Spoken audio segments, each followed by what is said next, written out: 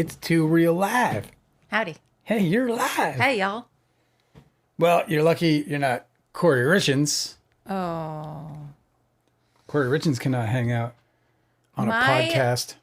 My jaw was on the floor. My face dropped. I had the same expression she did.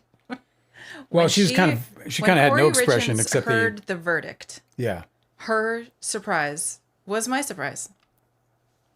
They read the worst one first, Of course. right? Of course, they're not going to leave her like hanging. No. That was the order of them, right?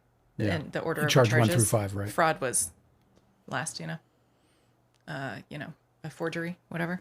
What's up, Archival Rick? Sorry if I missed you today. I just laid low today for some reason. I just didn't feel it, so I said, I'm not going to step on the gas today. Yeah, she was very stoic, man. I mean, she was obviously totally devastated. I was amazed because I would have been sobbing. I don't believe she did it. I definitely am not convinced she did it at all. I feel like it's shocking because when you think about the behavior of somebody who is being wrongfully accused of something as heinous as murdering their own husband, oftentimes I can't really imagine. I mean, not oftentimes. I struggle to imagine how their behavior would be any different from somebody who is trying to cover up an actual fault, an actual crime. Because certainly you would act very paranoid and very defensive. And you might say something to your brother, like, hey, man, we got to get our story straight so that we can make sure that I get exonerated here. Yeah. Right? Yeah. Because if you're actually innocent and you're being accused of this thing, how different, you wouldn't behave any differently. But the jury evidently took that as evidence of her guilt. Well, Katie says watching the verdict was rough. She said, but I was most astounded by the attempted murder charge. And this is why I've gotten, so this is why my opinion, this is why my opinion right now is that it's about not getting busted in Utah. It's about like, Utah's fucking scary, I'm talking like LDS here. I'm talking like there's something fucking weird, man. This girl got convicted of attempted murder. Don't even buy drugs in Utah because you could get convicted of attempted murder. Fuck's sake, dude. She got convicted of attempted murder, and the only thing that happened was that he ate a sandwich and he got sick. The only thing that happened... Allergies. A guy with allergies doesn't even... Fuck, you know how many fucking the leading cause of food poison and the leading place where you can get things like H. pylori, which could eventually kill you, by the way, is through restaurants. Oh, also, especially, I mean, I don't know about you guys, but I took a Serve Safe course, to become a manager in a restaurant. Yeah. They make you go through these courses where you do all this food safety shit. And the foodborne illness. One of the most common ways that you can get food poisoning is from deli meats. Of course. Because they have like that it's a perfect petri dish to colonize bacteria. You've got like the wet, meaty surface of a fucking deli meat. Oh my God. So he got food poisoned and she's been convicted of attempted murder for it. Yeah. Unbelievable. He didn't even... I have a raccoon with, I think, a slight wink of the eye is saying, well, guys, welcome to the Jury is Wrong Club. First time. Is it your first time? I don't know. Let me see. Was it? I don't know. It could be. It doesn't matter. Listen, it's not about whether, it's my opinion about the jury. That's all. Like if I agree with the jury, then I agree with the jury. No, if I disagree with the jury, then I disagree with the jury. It is funny though, because, it's not about juries being infallible. No, we know they are. This is like a top tier joke because Archival Raccoon was getting on our case for agreeing with the jury in the Virginia Johnny Depp Amber I know Heard exactly. trial. That's why I said she did it with a wink. Yeah. And it's a cool wink. I get it. You're cool. And I get, again, like we said with that trial, it's like disagreeing with the jury is a controversial opinion. Like, obviously, unanimously, they all thought that she was a murderer. And I didn't see in 3 hours.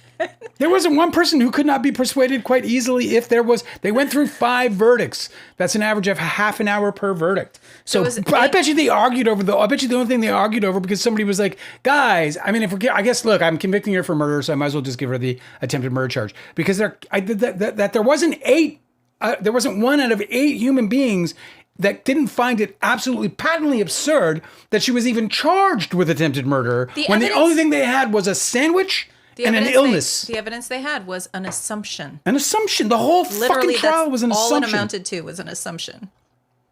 The whole fucking trial. The whole fucking trial is an assumption. That anyone can find guilt in this woman based on all this nonsense when half of the time she was behaving like somebody who was suspected of a crime the whole fucking time. And I don't know that she didn't do it. And I'm not going to sit here and say I'm 100% sure she didn't kill her husband. I don't know that. She might have killed her husband. I don't fucking know.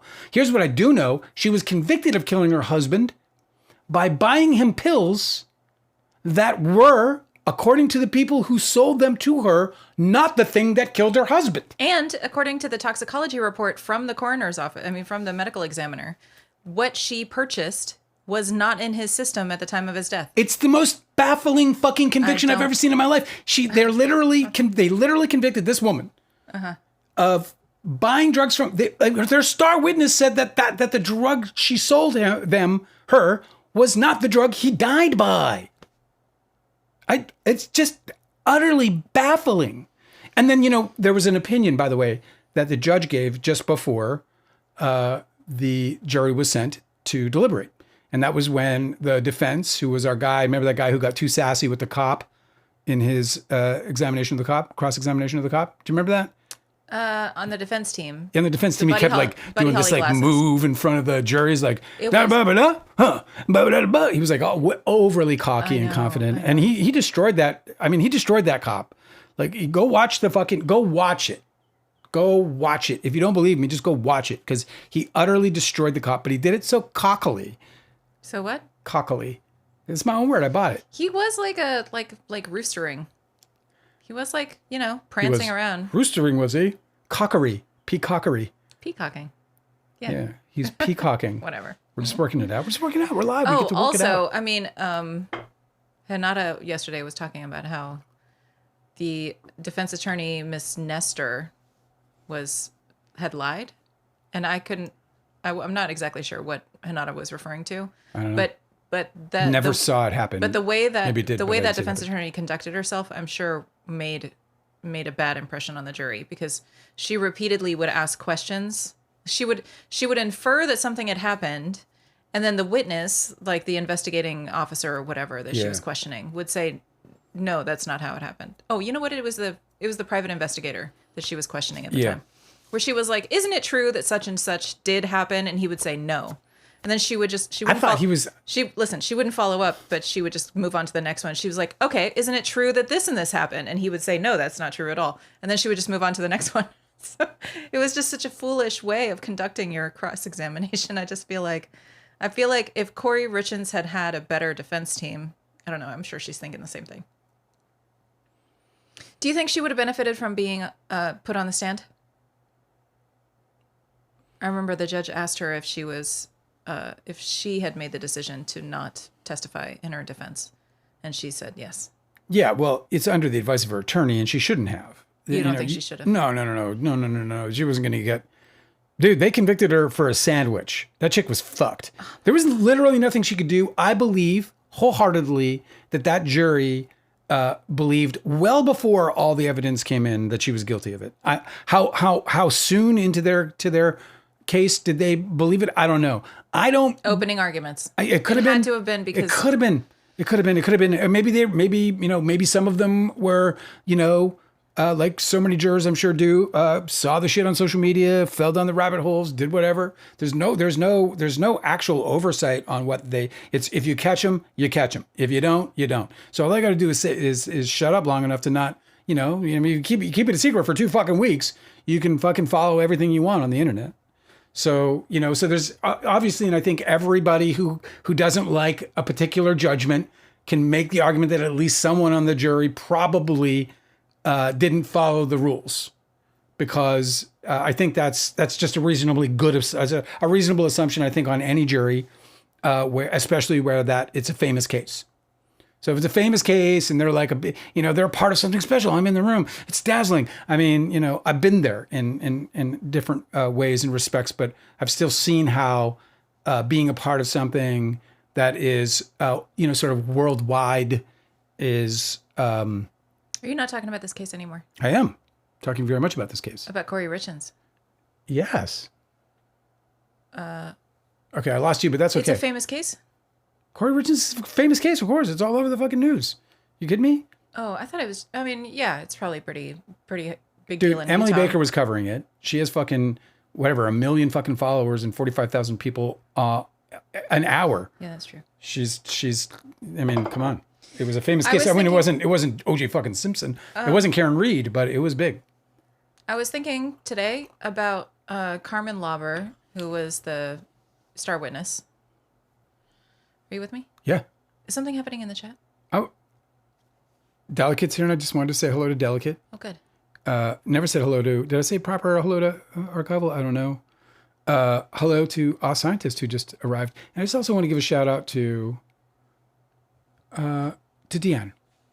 She's not with us. She may not be with us all week. She's in trial, seeking justice in a terrible case for her, and just thinking about her. Yeah. And also, and maybe she might pop in, or she might, pick up the live later. So I just wanted to send some love and say, hey, man, I'm thinking about you. Yeah, that's great. I hope you're doing all right. Heart's with you. Yeah, same. Yeah. Samesies. Anyway, so yeah, I saw them, and when I see them, it just, it lights up, and then I have this like where's blah blah blah, where's blah blah blah. Where are my friends? I put out all these snacks, and all my friends aren't showing up yet. Yeah, they're probably just late. Like Cosmic Urgency doesn't even know, but I think I have a calendar in my head that has his attendance, his known attendance. Hers, we don't know. Oh, he says he's him, and I'm going to believe it. He definitely is of male energy. He's a gay man, I believe. Oh, do we know this? Yes, because he lusts after men. We shouldn't be guessing. He lusts after men. He is. I think he's very open about it in this chat. And if I've gotten that wrong, it's certainly not to offend anyone. Why would it be offensive? Okay. Okay, listen. So Yes. what I was going to say I was thinking about today about Carmen Lauber. Yes. And how she made a deal with she made a deal with the devil, right? Yes. Figuratively speaking. Yeah. Where she traded her place in custody, in prison. Yeah. With Kouri Richens. And it was made very apparent to her that was the deal she was making. It was like a deal with the devil, dude. It was like I was thinking about that a lot today. Fucking crossroads. Me too. Oh my God. So me too. And I actually thought about I was like, this is very mythological. Like every bite of food she takes, bro. Like I thought about that. I was like, every bite you take where you go, oh, it's so good. That's Kouri Richens' bite. That's Kouri Richens' bite. Mm-hmm. That's Kouri Richens' bite. She sold her drugs. Oh, come on. It's insane. They made a deal. They like destiny swapped or whatever. It's like a destiny swap or something. I don't know what it's the wildest thing. It's so like, here, drink this. It's some gypsy shit, right? It's some gypsy shit. Here, just drink this. I know. Thinner. Well, what's so incredible is that I'm not so clear on the myth of Inanna and Ishtar. There's a lot of overlap between these two Babylonian and Assyrian goddesses. Right. Okay. Yeah. But there is a story about how there's a descent into the underworld. Yeah. Where Inanna descends into the underworld and to commune with her sister Ereshkigal. Ereshkigal? I don't know if I'm saying that right. Yeah, well, hey, whatever. You rolled it, and I think you did all right. What's interesting is that Ereshkigal had just had their sisters, right? And sisters can be figurative too. Like how I'm every woman is my sister. What's up, my sister? Yeah. Her husband had just died. And so she descends. Her sister's husband had died? Yes. Okay. That would be her brother-in-law? Well, yeah, yes, but that's, the spouse of one of them had just died, and now the two are meeting in the underworld. Mm. Isn't that interesting? Who? The dead Inanna in-law? And Ereshkigal. Oh, okay. Now, there's a lot of different tellings of this story where Ereshkigal is very warlike, and they fight and they do a battle. But this part I thought was really interesting. Inanna's most famous myth, this is from the Wikipedia about Inanna. Inanna's most famous myth is the story of her descent into and return from the ancient Mesopotamian underworld, ruled by her older sister Ereshkigal. After she reaches Ereshkigal's throne room, the 7 judges of the underworld deem her guilty and strike her dead. 3 days later, Ninshibur pleads with all the gods to bring Inanna back. In my imagination, Carmen is Inanna. Okay. All of them refuse her, except Enki, who sends 2 sexless beings to rescue Inanna. Oh, God, this is crazy. The 2 cops that had the interrogation room are these figures. They're sitting in there. Mythology. After a year and change after this man's death, they sit there and you got to deliver the goods. They sends 2 beings to rescue Inanna from the underworld. It's insanity. They escort Inanna out of the underworld, but the guardians of the underworld drag her husband down to the underworld as her replacement. So the myth about this changes, but the fact that Inanna, in order to ascend from the depths of the underworld, she has to find a replacement. That she won't be freed until her replacement has taken her place. Get the fuck out of here. Yeah, I mean, you've seen it a million different ways in cinema and in books and tales and everything else. This is a story that has, been the muse of many a writer, So in order for Carmen to ascend from the depths of the underworld, she had to find a replacement. And the two beings that sent to rescue her from, they're the 2 cops that gave her the deal. I'm honestly, it's got this like mythical, sort of air to the whole thing. And because, again, I mean, I can't sit here and say, I don't know that Kouri Richens, didn't kill her husband. I don't believe she did. I don't believe there's any evidence at all that she did. There's so much more evidence that he went to Mexico, bought some fucking drugs, came, and the funny thing about that is they used her evidence against him, against her, because what they said was, no, he was too scared to travel with drugs. That's why he put it on his wife. Yes, this happened. So this they actually happened. Yeah. There's a bunch of people corroborating that he used his wife for a mule. Yeah, to be a mule. For his own drugs. For his drugs. That he traveled with. And people want to pretend that pot isn't drugs because all of a sudden now it's cool in 35 states. No, but it's still illegal. But it's still fucking illegal. That's why he was putting it in her goddamn fucking... And so you think for a second that he's going on these hunting trips to Mexico where you get all the drugs? Apparently the bottom of my cup is sticky. So I'm just going to use some of my drinking water to try to... because I keep picking up my coaster. Oh, yeah, that's a bummer. Mm-hmm. It's really... That'll make you spill. Not very enjoyable. Go ahead, sorry. Would you like me to go and get you a wet paper towel so you can do a little keep continuing. Job? We're having such a great time. Don't stop. I'll just dip my fingers in my cup and I'll make magic. Oh, man. Oh, I was also thinking about the person who actually has motive to kill him. Okay. Yeah, okay. Let's talk about that. So if not her, who? Okay, well, so listen. So who is running his company right now? This is what I was thinking exactly, dude. There was a guy right after his death. There was a guy right after his death who he works with, who's like an old friend of his from high school, right? Yeah. And he's been working with him forever. And the guy immediately goes and reclaims his work truck, which was his daily driver truck. So the authorities never inspect this truck. I've been talking about this for days. Yeah. But so he takes the truck back and he cleans it out, removing all evidence of whatever Eric was up to in that truck. Yep. And then he is also running the business. And so I was like, okay, well, what and look, who's Bryce? Who's Bryce? Bryce is just a friend of theirs. Because he was partying like a motherfucker at that, in the video that they want. Oh, yeah. That they showed the jury to make her look guilty. There was Bryce's best friend shotgunning beer. My favorite quote from the whole trial is that over on the telephone, Kouri Richens says, even Bryce knows that. Like as if Bryce is like a total Even dumb. Bryce knows that. Come on. Even Bryce knows that. Fucking Bryce doesn't know anything and he knows that. That was my favorite. I was saying that around the house for like 2 days. Yeah, we did for like 2 days. You're like, Dale, even Bryce knows that. No, but what I'm saying I'd be like, really? I didn't realize the fucking, something about a retrograde. You'd be like, Dale, even Bryce knows that. So, okay. Let me back up. Okay. The guy who continues to run his company, is that the same witness who wasn't going to lie to the police for Eric? I'm sorry, which one? The witness, who is an old friend of Eric's. Yes. Who is currently running the company. Yes. Oh, he's the is that the same? Devout the LDS Latter-day guy. Saint. Yeah. Is he the same guy who said that he wasn't that there was a falling out between them because he wouldn't lie to the police? Correct. When Eric got busted for a hunting. He's also and he's also the same guy who said that the decedent, Eric, used drugs in college.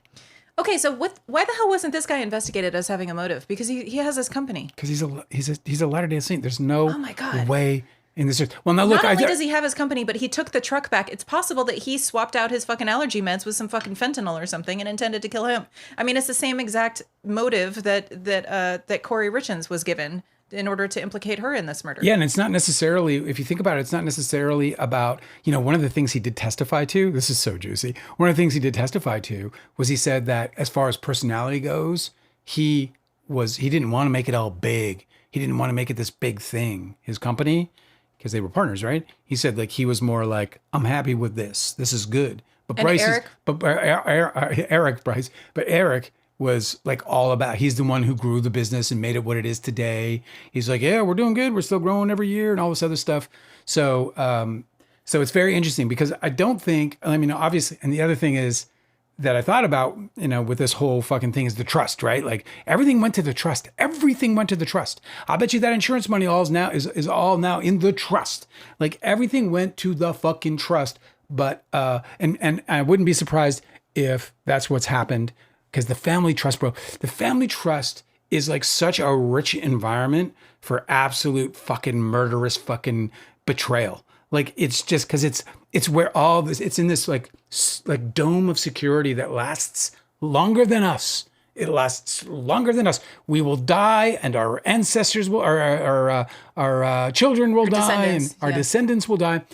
Time and again, and that trust will still be there, protected forever, developing all the wealth of the land. I'm sorry. Go ahead. I was just being dramatic. Another thing I was thinking about with these rich fuckers is that and I call them that because I can't believe that they didn't pause for a single second and think about the impact on his children that this would have. Yeah. Like they didn't think for a second, like maybe it's in the children's best interest to only lose one parent. Instead of two. Well, they believe she killed her. I know. Well, so I imagine they do. They believe it. I don't know why they believe that, but they believed it from the start. It's just so strange. But my point is that they don't like her. She's so unlikable. The thing about these rich people is that they see everything as an asset. So even those three boys of their brother, of Eric, were an asset for them to seize from her. Yeah. They wanted to take those boys, like they're not seeing them as actual family members, people who deserve to have families staying together. Right. They were assets to seize from Kouri Richens. Right. It just makes me sick. There was one of the sisters gave a courthouse, like front of the courthouse, like press conference thing, where she was talking about how, this was all in the best interest of the boys or whatever. Like, come on, get out of here. No fucking way. It's just absolutely disgusting. But it's like the rich people think like this. Like it's. Well, they wanted them boys. I know, but they weren't going to let her. They were going to seize them from her. Yes, they took those children. I can't believe it. It's like such a. They had it out for this woman from the start, and I do think that I think her defense. I think they did a phenomenal job most of the trial. I think they blew closing statements. I think defense? Yes. Yes. I think that they were outperformed in general. They didn't even point to a single exhibit. All it was her clearing her throat and talking and clearing her throat and talking and apologizing and then telling the jury if you hated us, you should just hate us and not hate her.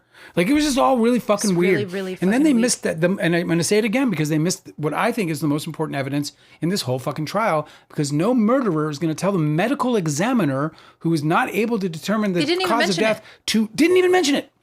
That she literally told them to dig deeper, to keep looking. No murderer, and this is why I don't believe she did it. Because it's that evidence alone. If I was in that jury, I'm going to be like, guys, let's use our brains. Like she's not acting like she's she not did it. that stupid. Like you can like try to make her stupid. Literally not acting like she knows what happened. She doesn't know what happened. And like when they're like the way the prosecutor tried to play, like she was trying to downplay the fentanyl. And this is again somebody who they say is also very smart and went to school and got her master's, and she did.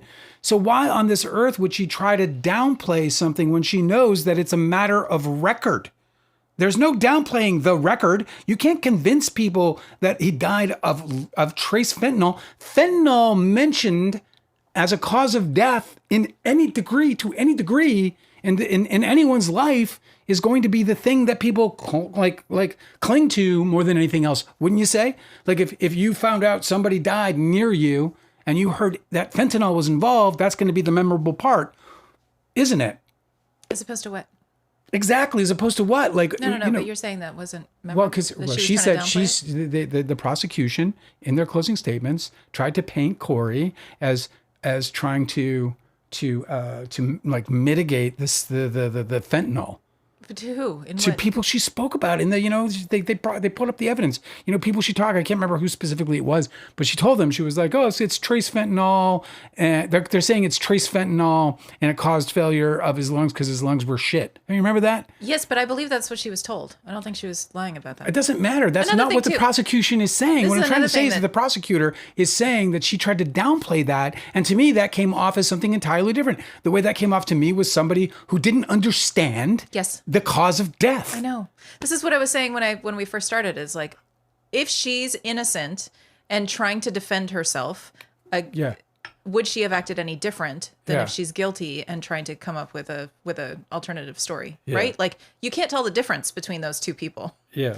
You know, you just have to, but you have to assume she's innocent because that's the way. I'm not saying this again, and I really wish you could tell me what she lied about. You keep saying this, and I watched the whole trial. I don't know what you're saying. The defense lying and misrepresenting. Like what? First of all, you would think that if the defense lied, you seem to know it. How come the judge doesn't know it? There was never, ever any kind of admonition to the jury. There was no instructions to the jury. Where did they lie? I'm totally dying to know. If you can't tell me where specifically the defense was lying, then I'm not going to believe that they were, because I watched the trial and I didn't catch it. Now, you're also saying misrepresenting. I don't know what that even means. Misrepresenting what specifically? I would love to know what you're talking about, because you keep bringing that up. And it truly is baffling to me, because I watched the trial and at no point did I ever see the judge say that, or that I didn't even hear the prosecutor accuse them of lying to the jury ever once. Archival Raccoon says, yeah, I think Hinata said that she lied first, that the lawyer claimed she knew about the trust in advance, but I'm not sure that she said so specifically. All Scientists said, especially because one of the statements she was found liable for was the headline to the piece written by the Washington... Oh, are we conflating? That's not. They're talking about something else. Okay, All Scientist is talking about another trial. Little black cat thinks she did it. We confused me in our chat by talking about two trials simultaneously. Because they're talking about Amber. Yeah. Little Black Cat 1984 said, I think she did it. And okay. I mean, you know, what's interesting about that is, like, you think she did it. There's doubt. That's the whole point I'm trying to make. You've got doubt. Yes. And that's all it takes to not, like, she might have done it. I'm not going to argue that she didn't, because I don't know that she didn't, but you've got doubt. How did the jury not have doubt? You're not supposed to convict if you think. Yeah, you can't You're supposed to be given absolute certainty and have it all laid out for you. And look, Hanada, as much as you fucking hate their attorneys and you call them liars, but you don't actually bringing the lying to the table, which drives me a little bit crazy. I'm not going to lie. But even you said that you thought that she was going to walk. You had doubt in the prosecutor's case. If you have no doubt in your own heart for some reason. Yeah, that's a great question. Archival Raccoon's asking, Little Black Cat, 1984. Great year, by the way. I saw Judas Priest. Fuck yeah, it was awesome, man. What's the thing that convinced you the most? What convinced you? Because I know what convinced me that she didn't do it. I just told you. There's no way she's going to call the medical examiner and tell them to keep digging. No murderer does that. You think you know how it happened? Well, I want you to keep investigating until you know for sure. Until you catch me red-handed. You will keep looking until you catch me red-handed, because all I've ever wanted was life in prison.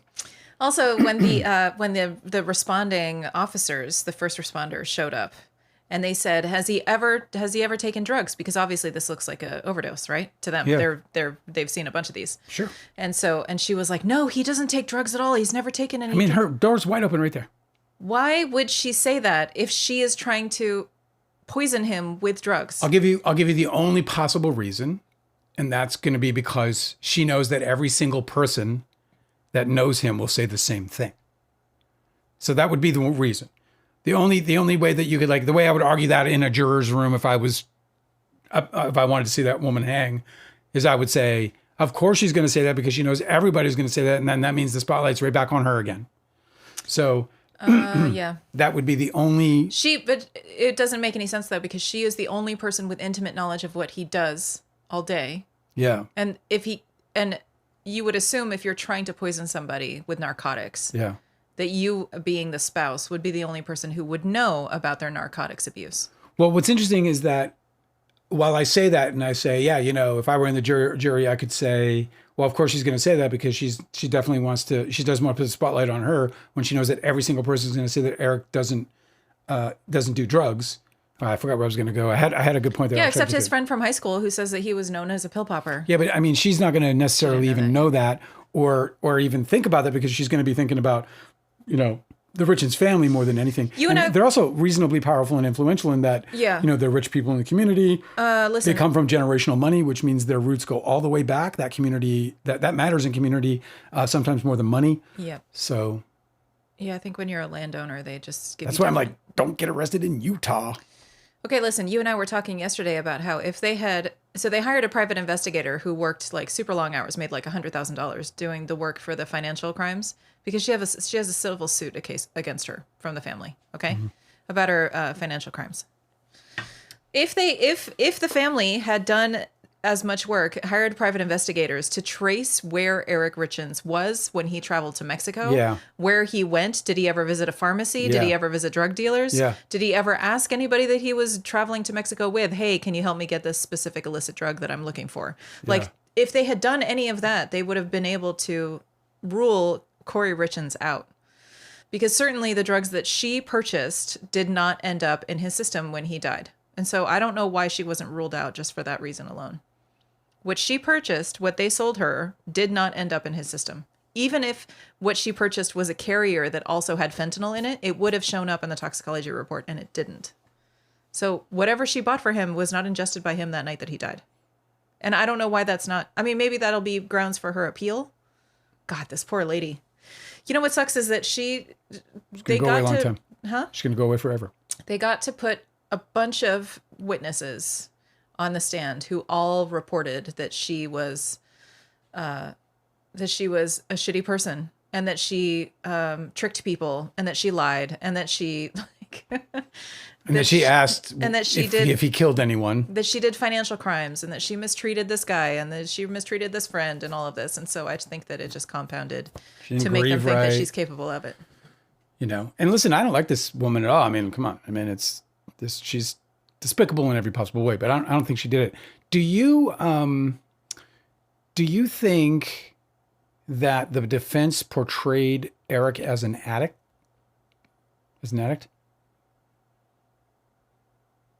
I don't recall them doing that. They didn't. What they said was that he used drugs on a regular basis to manage pain, to get to sleep. They didn't call him an addict. They said that he has been using drugs, which they have actual fucking testimony for, since college. So it's weird because they didn't actually call it because Hanada's saying that and representing that as a part of this case, and I don't believe that that's true. They're saying, there was no point in time, they never even used the word once with regards to Eric, calling him an addict, not once in that whole trial. Never said it. They did say he used drugs, that he used them regularly. But they have evidence to prove that he did. There was evidence to that. The only thing and then the person that they believed was the sister because they were close when they were kids. Kouri Richens needed a private investigator to go and figure out what the hell he was doing. She was sorely under-resourced. Also, they never once brought up any of his doctors who he got any of these pain medications from because, and maybe this is why, maybe they didn't testify to this in any interviews, but if the doctors heard from Eric saying he wanted stronger meds and they refused him, that would have led me to believe as a juror that maybe he went and sought stronger meds elsewhere. I'd be surprised if a doctor heard that, I would be surprised if they wouldn't come forward if they had heard something like that. I can imagine they wouldn't come forward and wouldn't want to get involved. Yeah, well, I mean, these guys have reputations they have to protect. Well, what would that do for their reputation if they were coming forward saying that their patient had come to them and asked him for that they had a patient that ended up dying? In any context, however anybody hears that on the news, I can imagine a doctor would be like, nope, I'm not getting involved unless I'm made to. Well, they did. I don't know to what extent anyone looked for prescription drugs beyond what was in the cabinet. You know what I mean? So I don't know. There wasn't any evidence about them, or any process or procedure to find, drugs, prescriptions. I just feel like they should have made such a bigger deal of this thing about how he was using his wife as a drug mule when he traveled. Like, you can turn that easily into a pattern of behavior. And here's something really funny from Never Aaron. Yeah. Said, a group of us are going to do a read of your book. It's currently for pro Dale and for pro Leo. So we'll see how it all balances and shifts, how the balance shifts. There's a part of that that's terrifying because it's like, what if I never hear from Aaron again? Because they all went over to the pro Leo side. They read the book and they're like, no fucking way. Guy's a giant piece of shit, bro. They said we're going to try and be impartial even if we low-key love E. Well, here's what I always say about that, because I think there's no reason not to love E if you love E, and there's no reason to love Kevin Connolly if you don't love Kevin Connolly, or if you love Kevin Connolly, because Kevin Connolly he didn't do anything to you. This is my beef with Kevin Connolly, not your beef with Kevin Connolly. Look, Kevin Connolly was accused of sexual assault. And he denied it. I don't know what came of it. I didn't even put that shit in the book because I'm not on a fucking Kevin Connolly hunt to try and destroy Kevin Connolly's reputation. Kevin Connolly participated in the destruction of his own work and in the destruction of Don's Plum. And I don't even have to go looking for ways to prove that. I have his entire deposition behind me where he admits to all kinds of crazy shit, including basically giving people an ultimatum: either you're friends with them or you're friends with us. And by us, he meant himself, Leo, and Toby and Scott. Compared to me and RD, imagine how quickly our friends walked out the door. So anyway, that is totally hilarious. I'm super excited about it. I hope I'll see you again. It will break my heart if I don't. But at least you read the book, and that will always feel good. No Two Trolls is here. Yes. What's up, No Two Trolls? Says hello to you and to me. Howdy. Howdy. I hope you're well. She said, any theory is possible, Hanada, to you. Also, a theory that she bought the drugs and did take the money from inheritance and a death and death insurance she resided. I'm not sure what you mean by that, but that she bought the drugs. I just want to understand how you convict her of buying drugs from somebody and then not finding those drugs in the autopsy of the decedent. In the toxicology report. Yeah, right. What I'm trying to figure out is everybody agrees that she did not buy fentanyl from, and literally in the prosecutor's closing arguments, the prosecutor says, yes, we don't know if she bought fentanyl, if there was a fentanyl transaction. He said that to the jury in the closing arguments, and his star witness is that same person from which he claims, the prosecutor, that Kouri got the fentanyl that killed Eric. You've been Richens. Pronouncing that wrong this entire time. Who are we talking? You. Just tell me, bro. It's fentanyl. It's a YL. It's Okay, not an fentanyl. OL. Fentanyl. Dale, the children is the sole hearts of his trust. Or the sole heirs. I know the children are the sole. I know that. Yeah, and they're minors. They're not controlling any of it. They're minors. They're not going to control the company. They're airing. They're going to air the company. They're not going to control the company. Eric's now out of the picture when it comes to the company. Mm-hmm. The company came in and grabbed that fucking truck and cleaned it. And they cleaned it in a murder fucking trial. Well, it wasn't a murder trial. Well, no, but it's a murder scene, and there was they already suspected. It was a mysterious death. Mysterious death. They didn't preserve his day-to-day. They didn't preserve it, dude. You got to tell me. Do you honestly believe that is totally cool? Do you think that's totally cool and not the least bit suspicious at all? It wasn't Kouri Richens who had that fucking car cleaned out. It wasn't Kouri Richens who gave that fucking truck away. Just the fact that there was investigators who were asked by the defense, how come you didn't investigate this guy? Or how come you didn't investigate this thing? Things that they proved were very closely connected to Eric and what he was doing in his last days. And the investigators were like, well, we didn't because we only had this one subject we were investigating. That alone as a juror should give you reasonable doubt because you don't even know what information they haven't uncovered for you. You know, you're not getting the whole story because they literally just did not fucking investigate it. No. God, it's insane. It's fucking scary. insane. And then it's scary. Don't get arrested in Utah. Aaron, who says, you, Scott, and RD, and Lucas are like the secret members of the posse. Like, not David Blaine, famous, but still were around and got to live it. But there isn't much about you four, so you're the mysterious ones. No, it's true. Every time I hear about Lucas Haas being in that friend group, I hear it for the first time again. Like, I'm always forgetting, and then I remember. Here's the fucking funny truth about all that. Huh. Lucas was around the whole time I was around. And I don't even mention him in the book because the truth is Lucas was just over there. The whole fucking time it's Lucas was over there. I would go up and go, what's up? I'd go up to Lucas Haas and be like, what's up? He'd be like, hey man, what's up? I don't even think he knows my name. He's just wallflower mode the whole time. And he was there the whole time, bro. Like, I mean, all the time. Like, he would never come over to the office. Like, you know, the scenes of us in the office, Lucas was never there. But he was like, every night out or every weekend we were out partying, Lucas Haas was right there. But he was always like, oh, hey, Lucas. Hey, man. And meanwhile, in the meantime, he's like... That's adorable. Like, it was hilarious. He's like a forest spirit that just sort of like lingers in the periphery. So I can't shine much light on Lucas Haas except to say that he was over there the whole time. I should have put that in the book, actually. I thought about it. I was like, Lucas, but he was just always there, just over there. And so it was like, I guess I could have kind of made a weekend at Bernie's out of him or something, you know? Are you for the nicest ones in your opinion? Are we for who is the four of us? You, Scott, RD, and Lucas. I don't know. You know, here, I'll tell you the truth, actually. Who are the nicest ones? I got to be honest with you because it's easy to not want to be completely honest with you in this particular situation. But Kevin Connolly is an incredibly nice guy. Now, I don't know if he was then. I know he was then. I don't know if he is now. I don't know what Kevin Connolly is made of today. But back then, before he about-faced and betrayed himself and us on Don's Plum, I had nothing but love and respect for him. Like, I mean, nothing but. He was also the funniest guy one of the funniest guys I ever met. Second only to Leo, frankly. And when I wrote this book, he was the guy I was most afraid about writing. Because I think he's uniquely talented and uniquely funny. His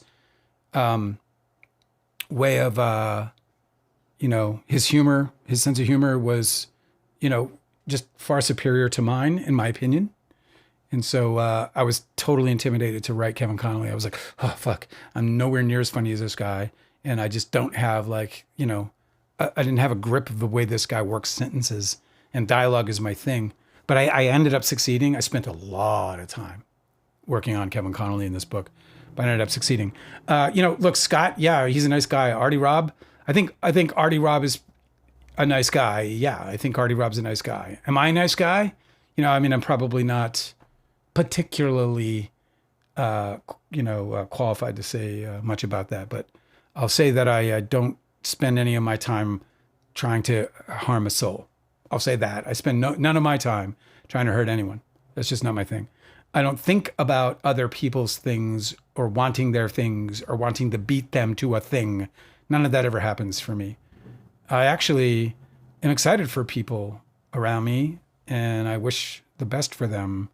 And I was very confused by a Hollywood that is rife with people who are nothing but wanting to leave the ones they know and supposedly love behind in the dust. Yeah, competitiveness will really destroy people.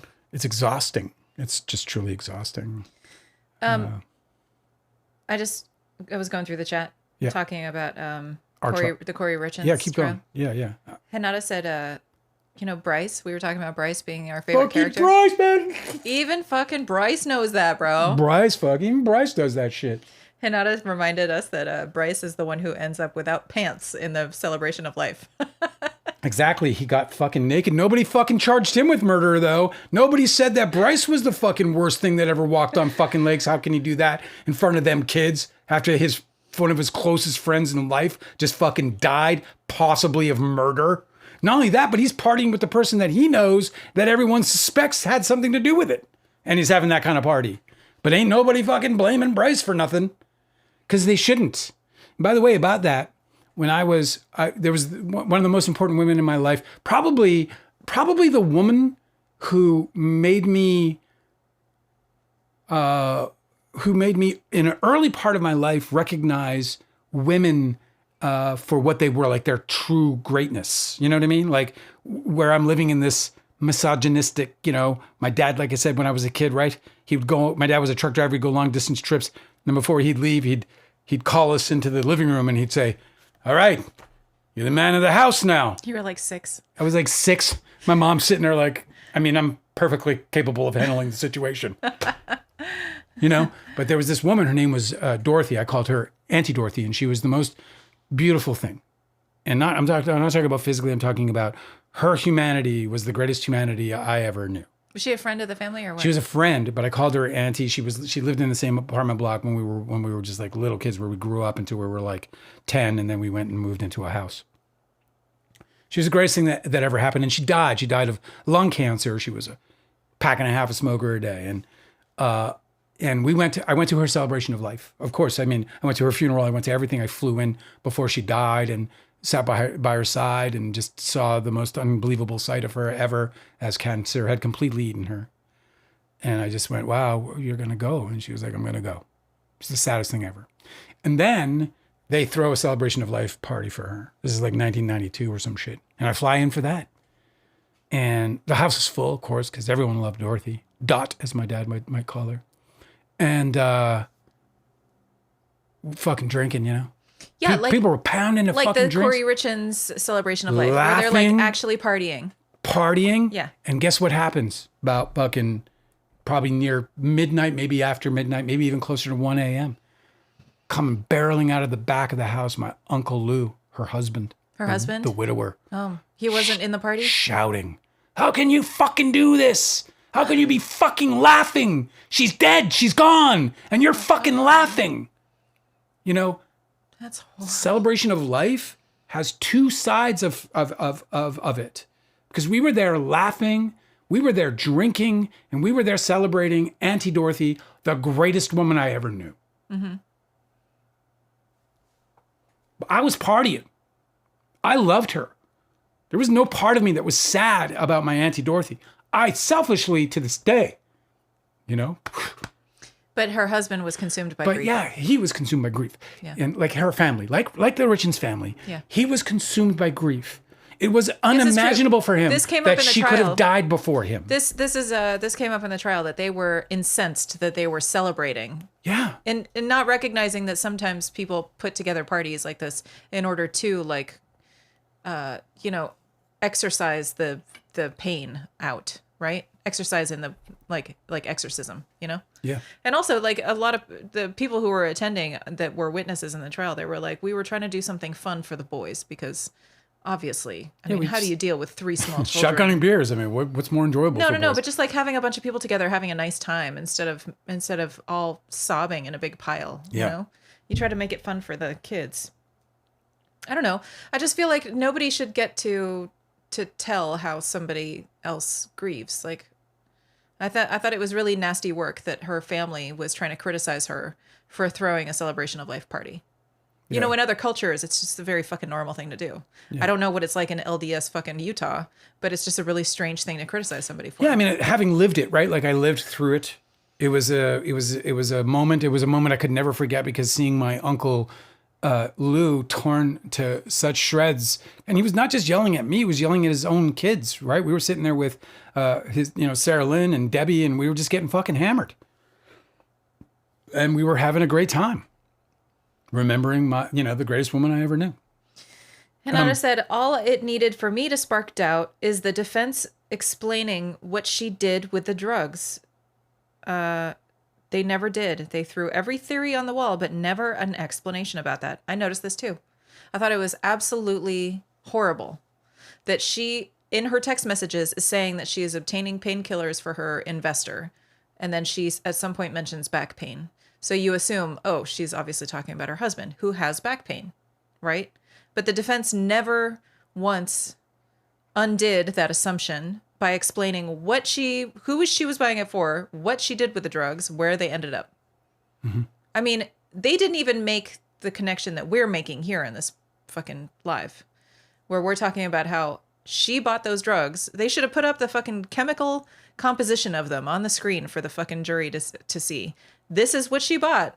This is what was in his toxicology report. They are not the same. Do you know what it sounds like to me then?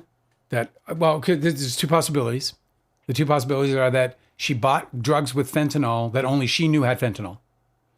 Like we have to remember the one key component to this is that both of the people who sold her the drug told the jury, and the prosecutor told the jury that they didn't know there was fentanyl in it. Fentanyl. Okay, Angela. Do you understand what I'm saying? Yes.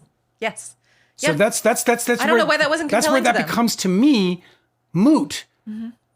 But so the second possibility. So the first possibility is she got rid of the drugs because the drugs had in their evidence fentanyl, even though the drug dealers didn't know it. She knew it. They didn't. You're saying if she was actually guilty. Well, the inference that Hanada is making, I think, is clear, right? Which is that the drugs were bad for her. Yeah, Hanada's saying, why didn't the defense tell us what happened to the drugs? Right. So then what happened to the drugs, right? You have to assume it was bad. So we have to, you don't. You don't have to assume it's bad, but you can. So there are two possibilities. The first, of course, is that, and this is the one that's tricky because, again, she got rid of the drugs because she knew the drugs contained fentanyl, even though the drug dealers who sold it to her did not know the drugs contained fentanyl. Yeah, but how would she know then? If they are like... I'm just look. Okay. I get the conundrum. You know, maybe you got to find her not guilty then. Test stick or something. The second reason is that she was buying the drugs for somebody else. Mm-hmm. Maybe it's a third lover. Yeah, who fucking knows, right? Maybe it's like whoever this so-called investor, this mysterious, enigmatic fucking person out there, and she wasn't going to bring that person into the trial. Also, I was surprised that her. I thought it could have just as well been for her lover, the guy who she was having an affair with, the witness. Maybe she traded those drugs for the fentanyl that she used to kill Eric. Traded them? There's no evidence of that. They don't use it. They didn't use evidence in this trial. They just made shit up. Let's just make shit up. So scary. It's so scary. We're just gonna make shit up. You don't actually have to have fucking evidence to put people in jail in Utah at all. You can just be like the fucking prosecutor. At the end of his fucking thing, he put up a conversation that had literal language written by Kouri out of her fucking letter or journal, whichever one. And then he, instead of reading it, he translated it to what it really meant. Oh, I know. I couldn't believe it. And nobody said a fucking word. I know. I can't believe he got away with it. This guy literally told the jury that everything that they were reading was something else. Entirely. I know. He told the jury that she was suffering from narcissistic injury, but they never once explained to anybody that she had any sort of narcissistic personality disorder or anything. Let me get to some of Aaron's questions because Aaron matters too. Was Jeremy Sisto in the posse? He's at the start of the book. Jeremy Sisto wasn't in the posse. He was friends with everybody in the posse. When you say in the posse, there wasn't a posse, right? Well, yeah, he's going to call it the posse, so I'm just going to use the language that he understands. So what do you mean? Like I don't need to redefine it for him. There's But define it for me though. You mean hanging out with those guys every day? The posse that he's referring to are the people, those of us who hung out together constantly. Me, gotcha. RD, Leo, Kevin, Ethan, Scott, Lucas Haas is over there. Right? But that's the posse. And Jeremy Sisto did not. Did not. Jeremy Sisto knew every one of them and us, partied with us all the fucking time, but he never he was not somebody I would say was in the posse. As you put it. It's never Aaron said. Also, our equal sides has broken already. Someone has crossed to your team before we've even started to read. It's never Aaron said his rationale is if what you've written in the book is slander and such, you would be in court or jail right now. That's correct. Well, not and jail. Wait till you read it because you wouldn't be in jail. It's highly slanderous. If it's undoubtedly slanderous. We'll see. He could still come after me. I mean, he might still. You're not supposed to say that. Well, it's not slanderous because it's the truth. You're not supposed to say that what you wrote was slander. Well, it's the truth. It's the truth. And I can prove it. I have receipts. And he knows it. he's a big giant fucked on this, as far as if he wants to try and, if any one of them. I just wouldn't use those words. I understand, and I sit corrected before you, Angela. Mm-hmm. I didn't slander anybody. I told the truth. That's right. I have no reason to lie. It's so funny because like I'm the pauper here. You know what I mean? This is the liar is the guy with nothing, and the fucking. I mean, you know what I mean? Like what I also really love, because I was involved in your decision making about what stories to include in your book and what not to, is that almost every scene in the book you are sharing private details, but that were shared in the presence of other people. So there was never the assumption of privacy. Like, well, look, I tell at least one story where it's just between me and Toby. Well, yes. No, I don't. I mean, between me and Toby, I have I have three stories. Stories? Well, in the book. Oh yeah, conversations, right? Well, I mean, they're kind of more than that. No, I'm talking about like embarrassing details that you include, like the kind of shit that's in tell-all books. Yeah. None of that happened in private. It all happened in the company of other people, so there was no expectation of privacy. And yes. I always thought that was really, really smart of you to make that choice. Yeah, I mean, listen, you know, as I say in the preface of the book, Leonardo DiCaprio, through his PR, called me a liar and called me a thief, and I'm neither of those things. And the notion that I could be stealing from my own movie is absurd, but I made $186 after taxes on Don's Plum. That's how much money I made on Don's Plum. You know, I'm definitely the lowest paid producer of Leonardo DiCaprio producer among Leonardo DiCaprio producers. I'm certainly the lowest paid of them all. And that was the way he wanted it. And that's exactly how he wanted it. So yeah, man, whatever. I'm excited. What a son of a bitch. I'm excited you guys are reading. It's so exciting. And you know, I'll tell you what I'll do after you guys are done. Oh, this is great. I'm going to do, if you guys want, a private Zoom with all 8 of you. Book club. And you guys can ask me anything. I will sit there and ask you a question. You can answer questions. I'll even queue up some deposition footage for you. How about that? It's a great idea. You got me, man? That's what you can tell your friends now. And this isn't to buy votes. I'm not buying votes. He's not trying to sway the jury. I'm not trying to sway the jury here. So, hey, this is important to me. Make sure you tell them that it's very important to me that they come to this thing with either their you know their stuff, you know, whatever they believe, like they're, you know, come with an open mind, read the book, come hang out with me afterwards. We'll spend a couple hours together talking shit. I'll show you some of the pictures. I'll show you some of the stuff, and yeah, we'll have a good one.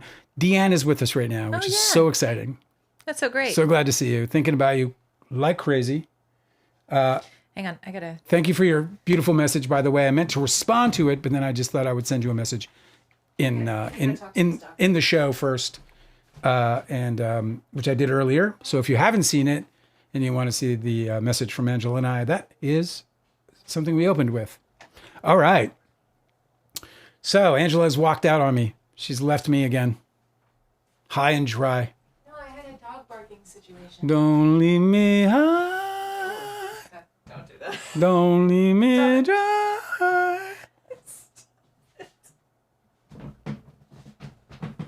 You gotta ride the mute button for that one. You're so discouraging. What are you talking about? That I'm telling you what you already know, which is that you can't hit the high notes? I can't hit the high notes either, man. It's not like it's an exclusive club. I mean, I said happy Oscar seasons to everyone, especially Michael B. Jordan. Yeah. I just like that he went to In-N-Out. I can't get over it. I went and saw another picture of it today. He posed with the entire staff, you know, at the order counter. Oh, really? You know, holding up his Oscar, and they're all behind him going, ah! Beaming. It's fucking great, dude. Yeah, you know, it's like a fucking great day for the In-N-Out staff, dude. It's like better and bigger than any tip he could have left. Just to give them a moment where they could be a part of something so big. We got the crew here, bro. We got Trolls is here. We got Serrata here now. Did you bring other stories to talk about? Because I got tons.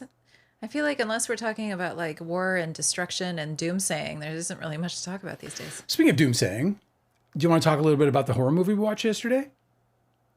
The horror movie that we watched yesterday. The horror movie, the absolute most scariest movie I've seen in a very long time. Oh yeah. Well, people on Twitter were talking about the Manosphere documentary on Netflix. And so I just threw it on. It's on Netflix? Yeah. Yeah. And so I just threw it on, and Dale had some very, very strong thoughts about it, strong feelings. Manosphere is a horror movie. It is a horror movie. It's a horror movie. It's a modern day documentary horror movie. But it is, I guess if you don't know what the Manosphere is, it's something, by the way, apparently Justin Baldoni is well respected in the Manosphere. So if you want to understand kind of more about at least some of the fringe people who might be supporting Justin Baldoni this May, you can find that in that documentary. But it's a documentary on people like the Tate brothers. I'm sure you know who I'm talking about when I talk about the Tate brothers. Absolutely, DN, you should not watch this documentary. Do not. I demand it. Yeah, it's just a bunch of dudes with podcasts who are talking shit about, wanting to have society subjugate women again. It's misogyny, it's racism, it's violence, it's also it's like it's beyond the fringe now. And what I thought was really enlightening was that it's very nihilistic. Like none of these guys actually seem as if they give a shit about any of the things they're talking about. Oh my God, Shannon's here. This is great. I know, we got a really great crew. And that was really surprising to me because I thought a lot of these guys were actually cared. It seems like they just don't. Especially the guy who was mainly featured. He's always shirtless, and he his mom participated in the documentary and was like, I don't agree with anything he says. Yeah. Anyway, that guy seemed mostly completely divorced from any reasoning about why he does what he does. He literally doesn't give a shit. It's like HS Tiki-Taki. Yes. HS Tiki-Taki. Yeah. But what he ends up revealing, which is so crazy, because he exposes himself as a homophobe, and then the documentarian's like, and then he says, and then he says that in front of his mother. At one point they were interviewing with his mother, and then in front of his mother he said, but you said you said homophobic comments, and he's like, what are you talking about? He's like, my mate is gay, and then he says, yeah, I know, but you said that if you had a son and he was gay that you would disown him. And then he stops and he's like, that's not homophobic, mate, which was nuts. This was really revealing to me. But here's what happened. He ended up pressing on a couple of more issues that related to both misogyny, sexism, just all the, racism, so on and so forth. And then he ended up, it was about the Jews, right? He started getting them on the Jews. And he was telling them that he was saying all this derogatory shit about Jews. And then the dude's like, what are you talking about, mate? That guy's Jewish. And he points to the cameraman who's holding up this camera and shooting. And then he ends up turning to the guy and saying, look, man, I'm just farming clicks. I'm clip farming for clicks. He doesn't or for actually views. Believe any of this stuff. And he doesn't claim to care about anything. SC is here? There was another part of the documentary where he was actually on the run he had left the country because he was trying to escape a vehicle crash investigation or whatever. He was being charged for leaving the scene of a crash. It's like they just don't. He doesn't care. These people they suffer with some sort of I don't know, problem where they just are completely indifferent to the way society is run. And I think that that's what they're selling. They're selling total indifference about the rules.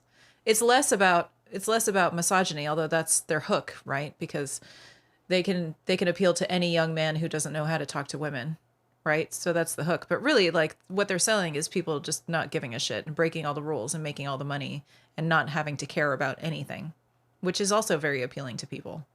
Because we're all very constrained by the rules. We all have the fucking boot on our necks, We do. So I understand why that's appealing to people. But I thought it was a really, really brilliant documentary, the way that he exposed that they all grew up without fathers. I was like, well, there you have it. Freud and Carl Jung would have something to say about that. The development of the psyche depends upon a healthy separation from the archetype of the father and the archetype of the mother. And sometimes, according to Jungian psychoanalysts, when you have one parent embody both of those things for you, your experience of self-actualization and separation from the from that parental influence becomes much more difficult.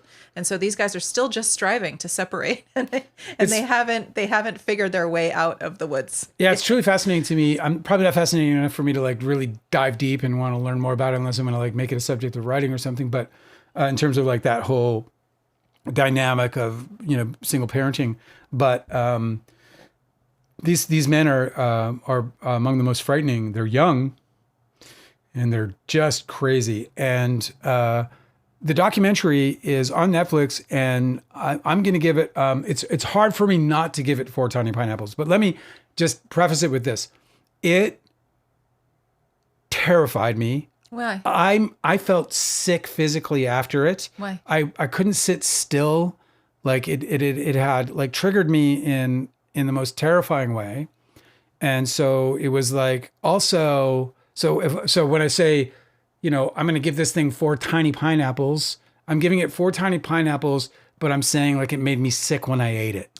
Okay, but we started out by saying that you had really strong feelings about it, but so far I've been the only one that's been talking.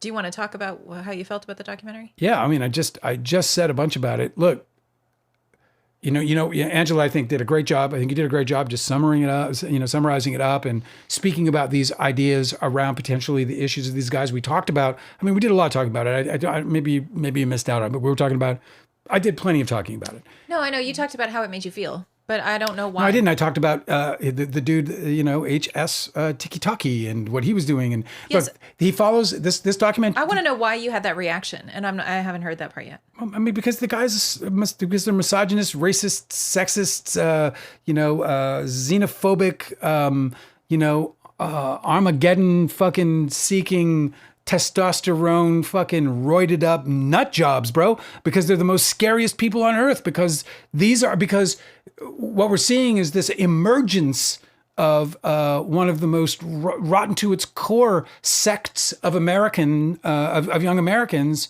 And a lot of these guys were English too. Emboldened. Well, yeah, it's true. It's definitely worldwide. It's much bigger. That's why they made the show Adolescence. But it's a Donald Trump thing, you know. It really is. They're all Trump supporters. Look, I don't have much more to say about it except to say that I thought that it was an extremely well-made documentary that was highly provocative, certainly not just physically and viscerally, but also emotionally, mentally, intellectually. It was, while on the one hand frightening, on the other hand, kind of almost, it felt like there were times when watching it where it felt like a call to action almost, where I was just like, no, you guys, this is not your fucking tree to protect, you know, like this isn't your forest to protect. It was like, but there were moments where I felt invigorated by it to the point where I wanted to take some kind of action, like even dreamed up a YouTube channel. And I was like, do not fucking start stepping on these toes and having these fuckers come around because they don't care and shit on my lawn. They're just gonna be raging assholes, and they won't care about anything. None of it's serious to them either. That's the thing, is like you can't even engage these people in debate because they do not care about whether they're right or wrong. They just are going to continue doing their shit. Is it Louis Theroux? Yes. That's it. Yeah, Slow Car. Slow Car said he's such a great filmmaker. He is. He nails this doc. He makes me sick to my stomach through the whole damn thing. I don't know how he can just, one of my favorite things about him is like he'll be sitting there, right, and he'll just hit them with like this like piece of like, you're a piece of shit. I'm going to say that you're a piece of shit.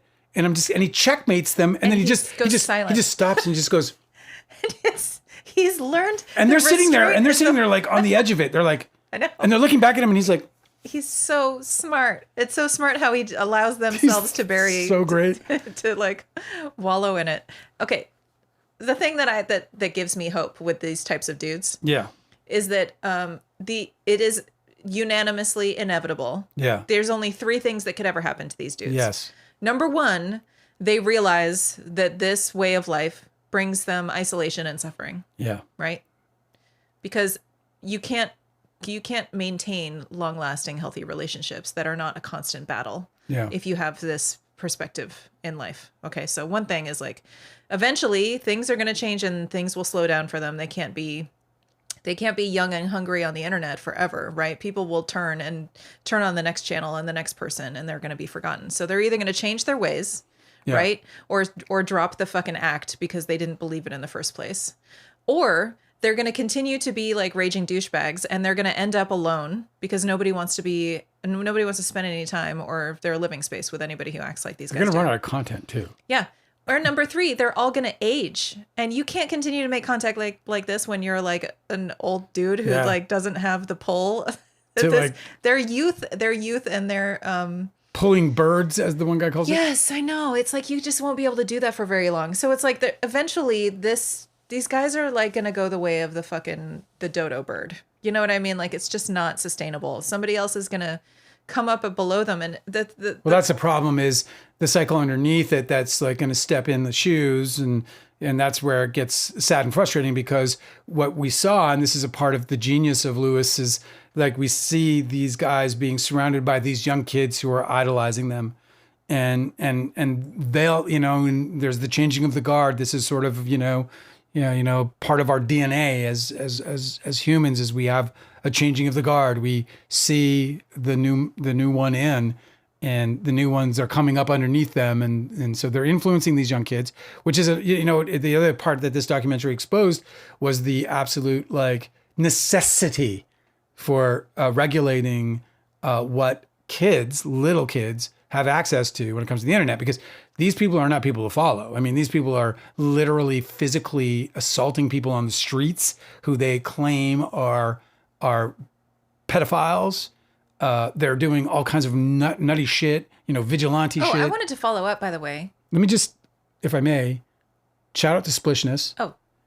Because I just saw that Splishness was here and I hadn't said hello yet. But go ahead.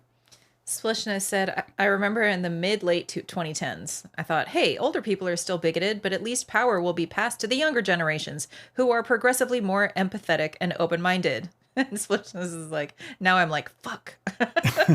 Well, that's the funniest thing, because that's what Don's Plum was all about. That's what Don's Plum was all about. And, that was one of the themes, one of the major themes of Don's Plum.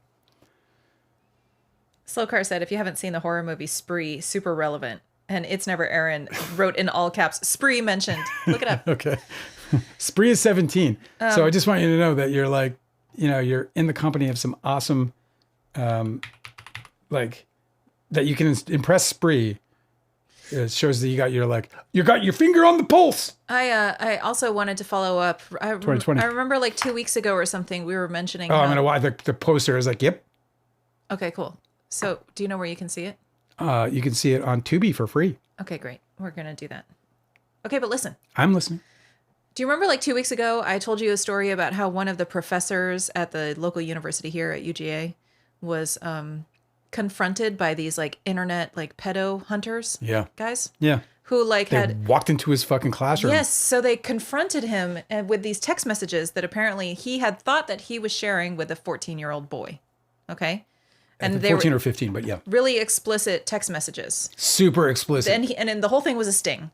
And so these guys who have this social media channel, it was like one guy with social media where he's like a pedo hunter in here in Athens, and then another guy in Atlanta who drove up to like, party with him and do this thing. Mm-hmm.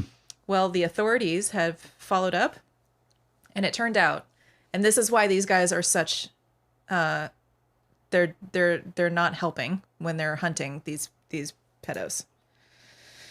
The authorities followed up and said that the man had the opportunity, since he was confronted, to go home, erase his computers, and flee the country. So the university was going to fire him, and as soon as the authorities followed up on any of the things that those pedo hunters had caught him doing, they weren't able to, because he had literally fled the country, and he is now no longer able to be enforced. They didn't catch him. They simply alerted him to how he was going to be caught, gave him plenty of time to leave, and now he's never going to face justice. Which sucks, because what they should have done is taken the information they had to the police. Exactly. And then said, hey, we have this. And then the police go in and they know how to they got the warrants. This is why the police are very, very much against That's these, insane, these Angela. vigilante content creators who are constantly trying to like catch these guys. The internet is so bad. Are simply alerting them to how people are watching them and they can get caught. They are not actually fixing the problem. Oh my God. They're not resulting in these guys being thrown in jail and protecting our communities. I just can't even fucking believe it. So now he's in another country doing the same shit. Thanks, guys. Appreciate it. That's just terrifying. Isn't it horrible? Yeah, dude. Absolutely terrifying. Yeah. The cops are super pissed about it. I have some Leo news since we have Aaron with us and, we're talking the posse. You want to hear it? It's really, the fun part is getting into the comments section. I mean, do I care about Leo? All right, you're going to hear it. How about that? Okay. Leonardo DiCaprio is, quote, open to a serious future with Vittoria Ceretti after attending Oscars together. Oh, he didn't take his mom this time? He didn't take Irma Lynn. Irma Lynn's probably like, What gives, bro? I'm on a fucking... You know how much I like those there's snacks? a finite timeline here, I like that swag bag. So he's going to keep this one? It's just so he can get everybody to shut up about how he likes women under 25? Yeah, the number one comment is, bro's T levels are finally dipping. Oh, God. That's another one of those manosphere things. Next one was, when's her birthday? She's 27. Yuck, he's drinking expired milk. Oh, God. And then another person went, she was born after Titanic was released. And then that's the one he wants to get serious with. And the very next That's person his is, own age. The very next person is, ew. He finally found a girl who's enthusiastic about, oh, never mind. Archival Raccoon said, is she 25 yet? She is 27. He is 51 and she is 27. You see what I mean? It's like, it's still not any better, bro. You want to get serious with this person who wasn't even around when Titanic came out. Unbelievable. I'll tell you though, in his defense, he is not the only one. Robert De Niro just had a kid 2 years ago when he was 81 or some shit with his whatever sub 40. Sub 40. There's like 40. He had 2 generations between them. Yeah. They talk. That dinner table. Get me to that dinner table. I need to learn that dialogue. You know what I'm saying? Anyway, so Leonardo DiCaprio is not saying he's going to get married. He's saying he's considering. There's a serious future, maybe. Yeah. Possible. Okay, well, I'm open to it. Check with me in the next 8 to 10 years. Right around when I'm 65 to 70, I'll probably, we'll see. It's a difficult situation for me personally because I am always counting on Leonardo DiCaprio's downfall because of what he did to my spouse and his friends. Yeah. And so it puts me in a tough situation because if he is connected to a woman, and I have no problem with this woman, I don't know this woman, she wasn't around when Leonardo DiCaprio was ruining people's lives and reveling in it, then I hope that it doesn't mean that some sort of misfortune is brought into her life, So it's difficult. It's going to make it harder for me to prey on his downfall if he's connected with a woman who I don't wish any harm to come to. Well, I don't want anyone harmed, even him. I don't mean literally harmed, physically harmed. I'm talking about I get you, generally. Man. Yeah. Even mentally or whatever. Yeah. You don't want her to get caught in the avalanche of his stupidity. I don't think that people who deliberately destroy other people's lives and work should benefit from long careers and good reputations. I just simply don't got my vote, man. That's correct. I vote for you. You got my vote. On my next big story, the identity of Banksy. I always get Banksy. How do you say it? Banksy. Dude, sound it out. Banksy? Are you reading it? Yeah. Sound it. Banksy. Banksy. Identity of Banksy, Oscar-nominated graffiti artist. Did you know that? No. I didn't know he was Oscar. If you got nominated for an Oscar, how'd they find him? They got a graffiti artist award now? Yeah, the new category. His identity proven beyond dispute, according to... a giant fuck you to whoever went and tried to do that. Because it was pretty delightful how this guy was operating in secrecy. Hey man, he knew what he was doing. This guy's way smarter than any of us. The notorious street artist has become a global phenomenon and big seller on the art market, but operated until now under total anonymity. One of the arts, this is in the Entertainment Weekly, by the way, and they're getting it off of Routers, and I just didn't find the Routers article because I'm lazy. Did you say routers? Reuters. Reuters. Reuters.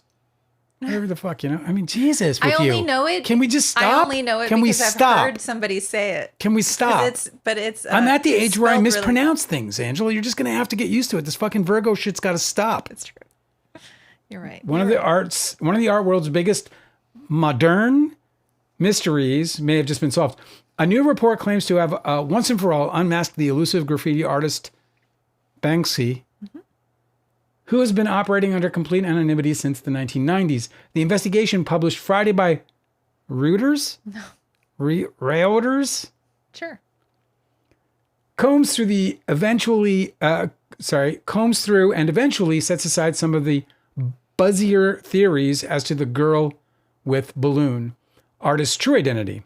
Sorry, could have done that better. Is he the Massive Attack frontman Robert Del Naja? D-E-L. That would be a plot twist. Who is that? Robert Del Naja? Oh, I don't know his name, but Massive Attack is, they were constantly on like this, the 5 CD disc changer that I had. There was always their CD. Really? Yeah. Massive Attack, it's a really Massive Attack frontman Robert Del Naja. You put your Massive Attack CD, your Tricky CD, your Bjork CD. Fucking Tricky, bro. That party that I wrote about where I walk in and everyone's on heroin. Not Bjork. It was Portishead, Massive Attack, and Tricky was like the Portishead and Tricky is like trifecta. Crazy. That's crazy. Or the street artist. I don't know how to say this. It's Thierry, and I don't want to say it in front of you. What's that? I don't know. Theory? I don't know. Thierry? I don't even want to say the last name. Yeah, that's the name. So he's French? And the last name Guetta? Guetta? Oh, I don't know. Also known as Mr. Brainwash, who was the subject of the Oscar-nominated documentary Exit Through the Gift Shop. Oh, I loved that. I love that documentary. Did you ever see it? I never saw it, no. Oh, fuck, I'll watch it again with you. It's fantastic. Which Banksy directed and completely disguised, of course. Also featured in, ? After nearly 3 decades of speculation, journalists Simon Gardner, James Pearson, and Blake Morrison claim beyond dispute that Banksy is a man named Robin Gunningham. Entertainment Weekly did not immediately hear back from Pest Control Office, the agency the artist founded to sell his work and respond to press requests. The final identification started when a clue from Banksy's captured when the clue from Banksy captured a 2019 memoir from Steve Lazarides, who managed the artist from the late 1990s through 2008. The year that book was published, Lazarides posted a photo from 2000 of an aborted Banksy work to his Instagram, a defaced Marc Jacobs, they're showing it here, a defaced Marc Jacobs billboard in New York City that was left incomplete after authorities allegedly arrested the artist. Aborted, and there's a picture of it here I could show to you, but I'm not going to. Police documents and a court file. This is so interesting. So police documents and a court file relating to the arrest that Reuters unearthed repeatedly make reference to Gunningham, who signed his own name at the bottom of a written confession. What?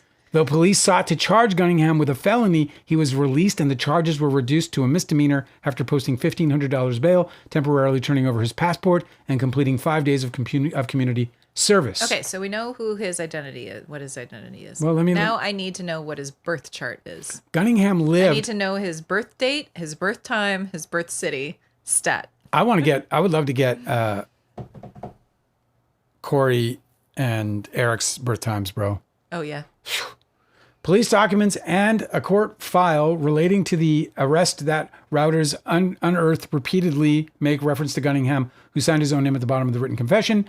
Though police sought to charge him, I told you all that already. Gunningham lived for a time in New York City's legendary Carlton Arms Hotel, which he listed as his primary residence on a bail form. He painted walls and even an entire room there in exchange for board, signing them Robin Banks, shortened later to Banksy. Robin Banks, get it? Get it? Robin Banks. Mm-hmm. This isn't the first time Gunningham has been suspected as the real hand behind the mysterious graffiti artist. The Daily Mail pointed a finger at Gunningham in 2008. The same year, he allegedly changed his name to David Jones, but suspicions persisted around figures like Dale Wheatley, Guetta, and British politician Billy Gannon. Banksy started out as a guerrilla artist whose quickly rendered stencil-like illustrations with an often highly political charge garnered him instant notoriety.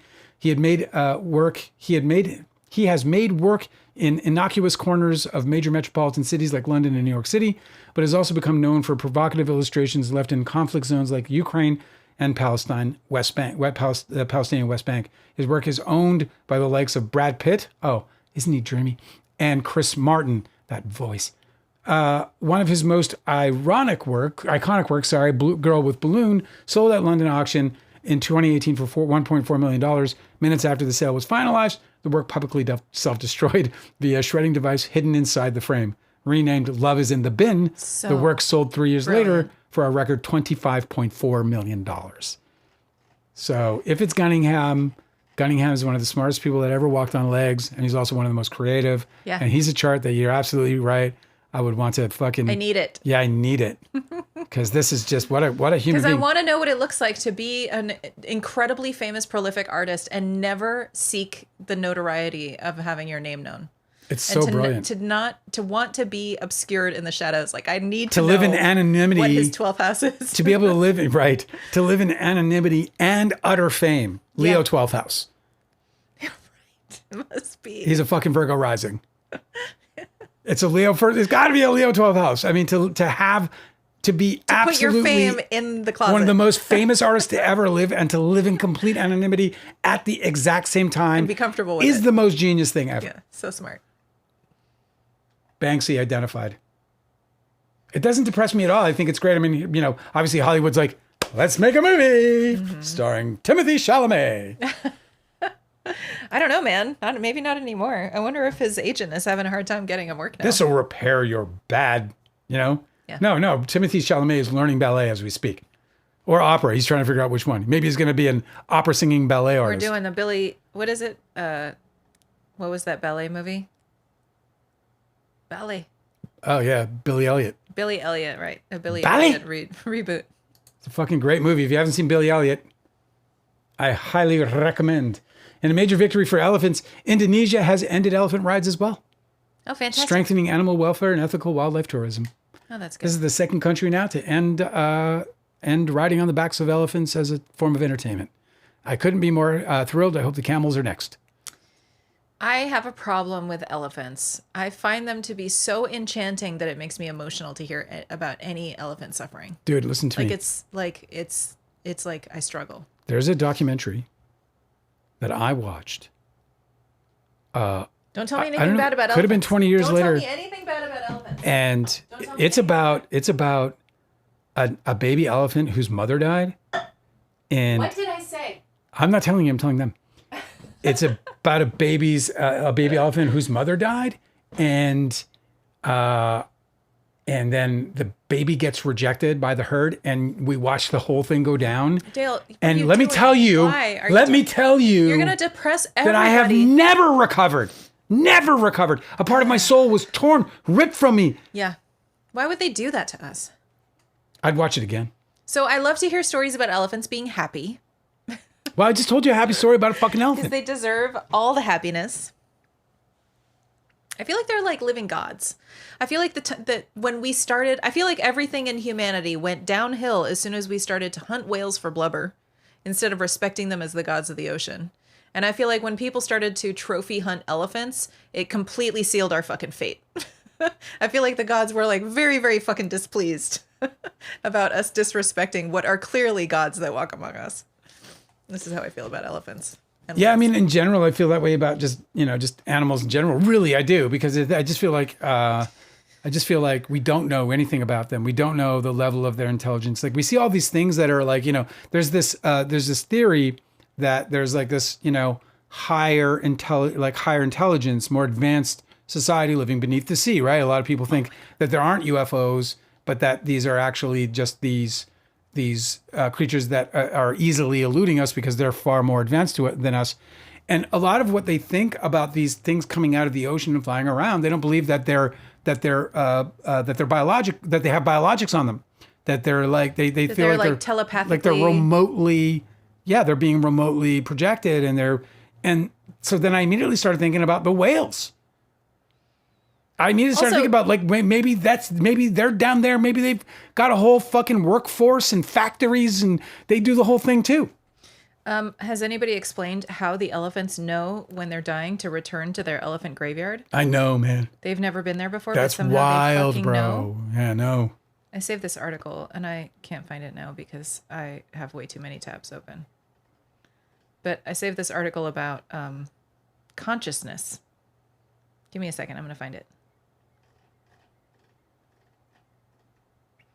Don't just, like, wait in silence. But what do you want me to do? You know. All right, I'll go to the chat. It's going to be worth it, I promise. What, the chat? In my, this article I saved. Delicate says, you are definitely not the best male vocalist in history, Dale. That would be Tom York. Listen, I wasn't trying my best. When I sing with my guitar, I sound like Seal. Kiss from a Rose and everything? I don't sing Seal. I just sound like Seal. As he said, Tom York is on my bedtime playlist. Don't know if that is considered a good thing. Oh, listen, a big part of my book was written listening on a loop. So I went through all these phases. I did the first draft was Leonard Cohen, the whole first draft. I did Leonard Cohen exclusively, his whole record collection on a fucking loop for me. And then I did another entire draft. It was all Tom York, everything. It was amazing. It was an amazing experience, actually, because I hadn't like listened to him that deeply, since the Bends, and which is one of my favorite records of all time. And probably still my favorite record of theirs, even though In Rainbows is damn fucking close, bro. That record is just, but the record that, Hail to the Thief is the most underrated record of theirs, in my opinion. I love it so much. It's so great.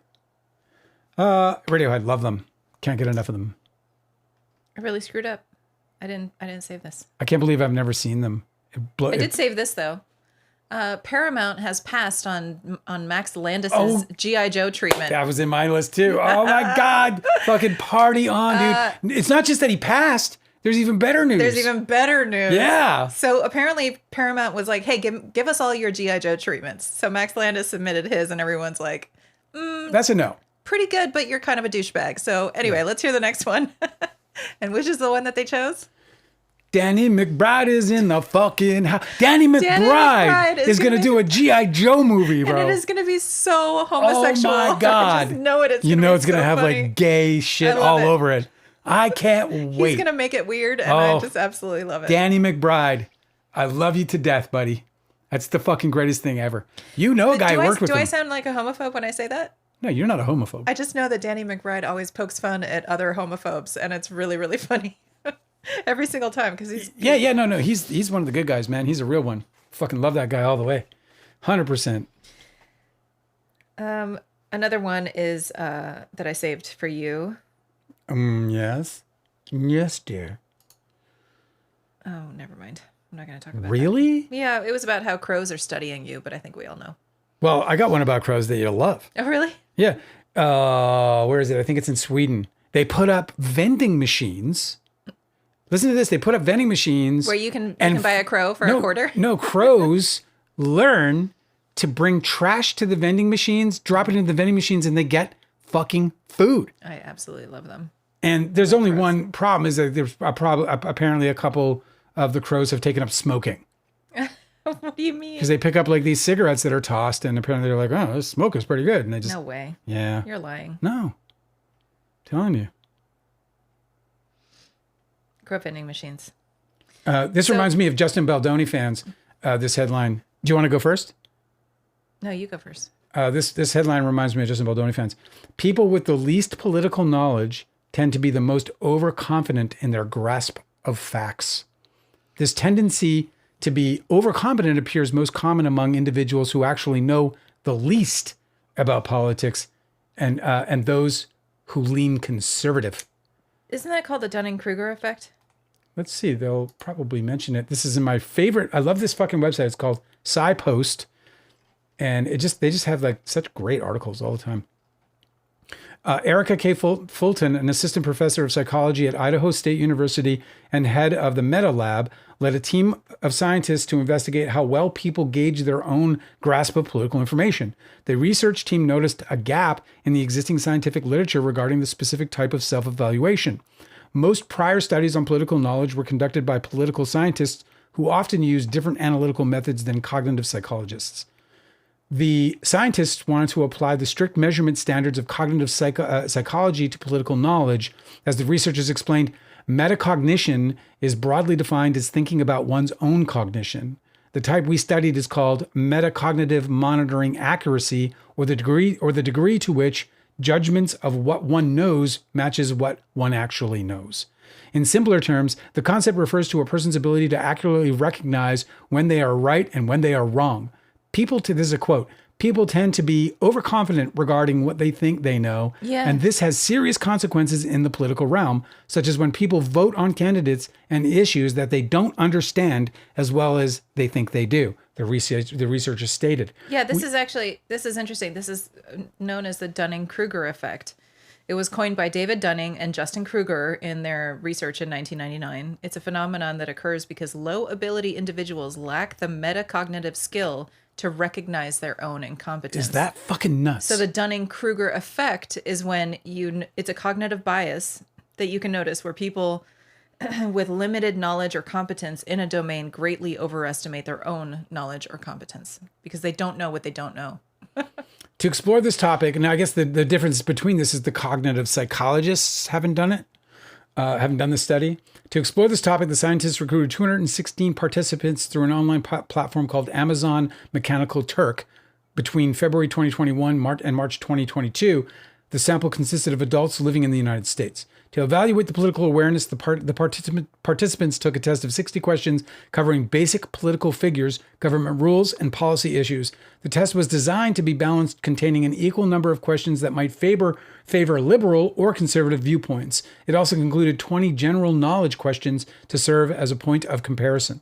The researchers measured confidence at 2 different points during the testing process. First, participants were asked to estimate how well they would do on the test before they took it. Then, after answering the multiple choice questions, they rated their confidence in each specific answer that they just selected. Isn't that amazing?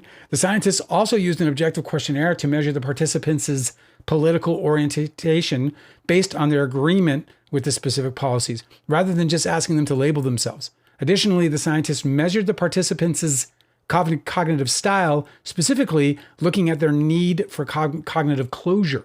This term refers to a psychological preference for reaching a quick, definite decision rather than dealing with ambiguity or uncertainty. A person with a high need for cognitive closure generally prefers a clear yes or no answer and dislikes gray areas. By collecting all this information, the researchers could look at how political beliefs and thinking habits relate to self-awareness. The researchers observed that the participants were generally overconfident in their test performance. The gap between what people thought they knew and what they actually knew was widest among those with the lowest test scores. We found that people are generally overconfident in their political knowledge, especially those who truly don't know much about politics, the classic Dunning-Kruger effect. The researchers detailed the Dunning-Kruger effect is a cognitive bias where people with limited knowledge in a specific area are greatly overestimate their own competence, often because they lack the expertise needed to recognize their own mistakes. So I can go on and on because it's still got a few more big chunks, maybe 2 more big chunks, and I'll stop there. But I just thought this Dunning-Kruger effect is exactly what is dominating. This is why people will the Baldoni files, or not the Baldoni files, the Baldoni supporters over at Enzo This is why Bosses. people will argue with you about filmmaking. Yes. And you're like, people will do this about your own film, about Don's film too. Yeah, that's true. Hilarious. It's happened time and again. Where you're like, you can take my word for it. I was there. I was fucking sitting right next to the guy. They still want to fight with you about it. I've had people say over at It Ends With Lawsuits, I've had people say things like, say things that are completely incorrect about the filmmaking process, and then tell me at the end that I should know that. And you should know that, Dale. Because I'm identified. They also do it in the comments for the show whenever they come over piling in like they will when the trial starts. So this is them in a nutshell. This is they know the least and they fight the most. Where do you think that you do this? Nowhere. Absolutely nowhere. I'm all about like Hanada talking about where the lawyers lied. Like I want to know where the lawyers lied. Like I want, if I missed it, I want to know that I missed it. Like I'm not interested in not, I'm a fixed rising sign, and I've got a fucking Capricorn sun. Like I'm in for the long haul. I'm there. I want to know the facts. I want to know what's real. I'm interested in living in a world that is understandable, that is relatable. I used to do this though. I suffered from the Dunning-Kruger effect when I was a beginning dog trainer. And now that I've been dog training for several years, I know what I used to do then was total bullshit. What I do now makes more sense. So it's interesting how we're all, I feel like it's really important to recognize that this is a cognitive bias that everybody could potentially struggle with in different areas, Yeah. Like I used to think I knew what I was talking about. I didn't fucking know what I was talking about. There were like years that went past where I didn't know how to read body language of dogs. And then I learned, and then I was like, oh, now everything makes sense. There's until you won't know until you have this like click of awareness that everything you knew prior to that click of awareness was completely uninformed. And I think this happens in every pursuit, or everybody does. Well, I might have been guilty of something like that when I was younger. Like there might have been a time, I always like to tell the story about when I got promoted to manager at a telemarketing office when I was like 17 years old, and I went to a fucking thrift store and I bought oversized suits and put them on and stood in front of the mirror and looked at myself and I was like, "Come here, I need to talk to you in my office." You're pretending to be the manager, playing manager. All right, everybody, listen up. I got something to say. And I'm standing there in my suit in the mirror.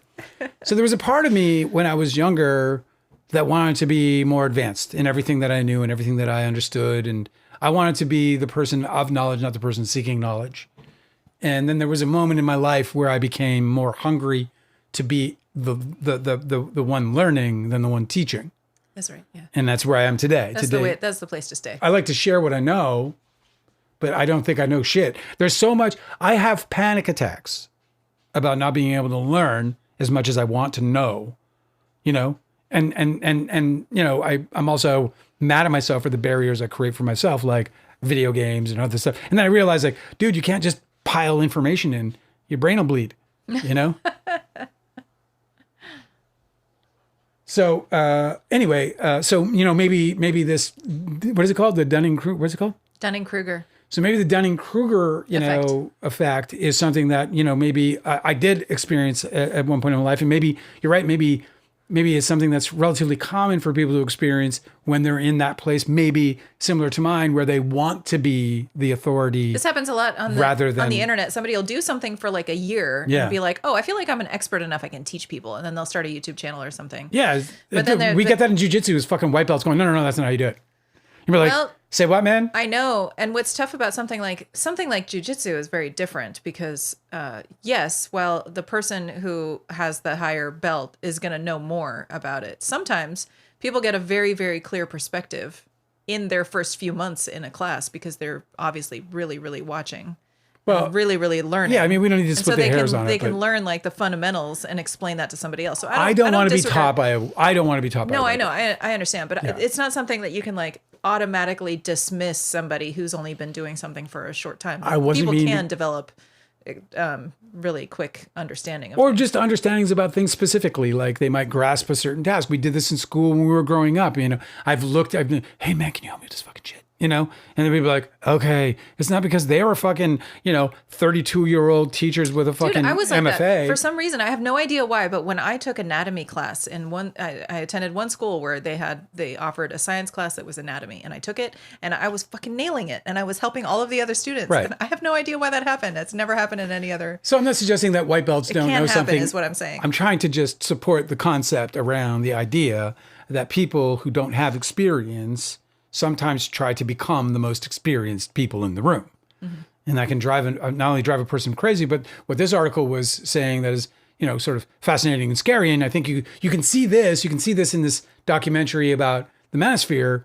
If you choose to watch it on Netflix, you can see it happening there. It's manifest in that because those dudes are literally getting so fucking rich right from the beginning. Telling people they bullshit. Obviously know something. Just telling them they don't. I mean, they know how to market. They know how to make sell. Money, yeah. They also know what they want to hear, and they have no scruples behind it. Right. Like if you're unscrupulous in your behavior, like I can go, like we sit here and we're struggling to get to 1,000 followers, and we're spending money and not earning money, and we're doing all that crazy shit while we're doing our best to figure out and learn how to put on a good podcast that's enjoyable and communicable and all that other stuff. Is that a word? Communicable is a really funny way. You want it to go Community viral? Driven. You want it to go viral, literally? Yeah, I literally want people to, is that Dale and Angela? Ew. I think I got that. Can I get some of that Lipsil? Anyway, but what I'm not willing to do, where I was going is what I'm not willing to do is I'm not willing to I'll just be this compromised fool. We see this again in the Lively v. Baldoni. In Lively v. Baldoni, people are just piling on Blake Lively because they could get the fucking, we would have 10,000. I could have gotten on fucking, easily I could have walked onto, what's his name's podcast? Or sorry, his show. What's the fucking absolute fucking disappointment? Andy Signor. I could have called up Andy and be like, Andy, bro, I'm starting a channel. Can you hook me up? And you'd fucking put me on. I would have got a few thousand, 10,000, maybe 20,000 fucking followers just by going on his podcast and fucking playing the game and go, Amber, sorry. Fucking Blake Lively, man. She's awful. She's a horrible human being. And boom, making all the money and doing all that shit, But I don't. But you don't. Because I can't, because there's, I can't in good conscience. So there's that, there's that deep compromise that we see all around us where people just don't fucking care. Kirsty Flaw wasn't even thinking about Blake Lively until that reporter called her and said, hey, do something bad about it. And she did. And that reporter, I believe, was an agent. Yep. Acting as an agent for the smear campaign that is Blake Lively, is Blake Lively's. And, Blake Lively's the victim of. Forgive all my fuckery on all that. You following me? Yep. Are you with me? Yep. What do we got? We got, Slow Car got fucking Never Aaron totally excited about Spree. And now I'm excited about Spree, so I'm excited about it. Is it TikTok comments? That's how I found out about your book. I'm going to do some TikTok work. I know I didn't do my live reading today on the book. I'm going to do it tomorrow, 100%. I just needed a day. I don't know. I can't explain it, but I'm going to do it tomorrow 100%, probably around 10 a.m.-ish. But that's what I'm most excited about when it comes to the audiobook work that I'm doing is getting it on TikTok and letting people kind of hear the book live while watching images of Don's Plum. Pretty excited. Mm-hmm. Real excited. It's super highly motivating. Richard Troll says, elephants are my spiritual animal. Well, that just makes perfect sense, frankly. They're just the most, beautiful, lovely creatures. I think we should start collecting them. Not them real, my stepmother. How about elephants carved out of ivory? Oh God. Is that horrifying? Yes, my stepmother collected elephant figurines, and she was very particular. Why aren't they luck or something? They're luck if they have if their trunks are pointed up. Oh, that's apparently right. It's like a good luck symbol. Right. So she had a bunch of those all over. So she's handing out ones with trunks pointed down because she's just she had artwork. You. She had it was on her pillows. It was everything was elephants all over her place. It was amazing. I don't know why. Splishing says, any younger millennials in the house excited about the Hannah Montana anniversary? I did see that there. I'm an elder millennial, so I skipped that, but I do like Miley Cyrus. We're back in the. I missed her Hannah Montana stuff. We're back in that. Funny enough, I caught a good bit of it because I thought this is clever. I think I missed that whole. It's like a superhero, but with a rock star. I wasn't marketed to that. Disney Channel stuff kind of missed me. I was watching Ren and Stimpy and really weird cartoons and shit was my bag. I was watching Liquid Television on MTV and MTV. Yeah, and music videos was all that I ever watched when I was a kid. Well, there's so many reboots, man. I think if Danny Masterson wasn't in jail, 70 shows would be up again. Chris Masterson's working again in the Malcolm in the Middle. I forget about him sometimes. I can't believe he's still he has a whole life in jail now. Sometimes I take bites of things that are really delicious. Oh my God. And you think about Danny Masterson? It's true. Sometimes I'm like, wow, Danny. You don't know what this is like anymore. Oh God, that's so fucked up. I mean, he lived in a lap of luxury, man. He lived in, some people don't know this, but he bought the Chuck Berry mansion after we moved out of it from Don's Plum. So was it a nice place? Well, when he fucking did it up, it was so sweet. When we were living in it, you know, as I say in the book, it's all run down, right? No, but there was something, it was like post-apocalyptic, you know, but it was something like really lovely about it. I loved it. I loved that mansion. I loved it.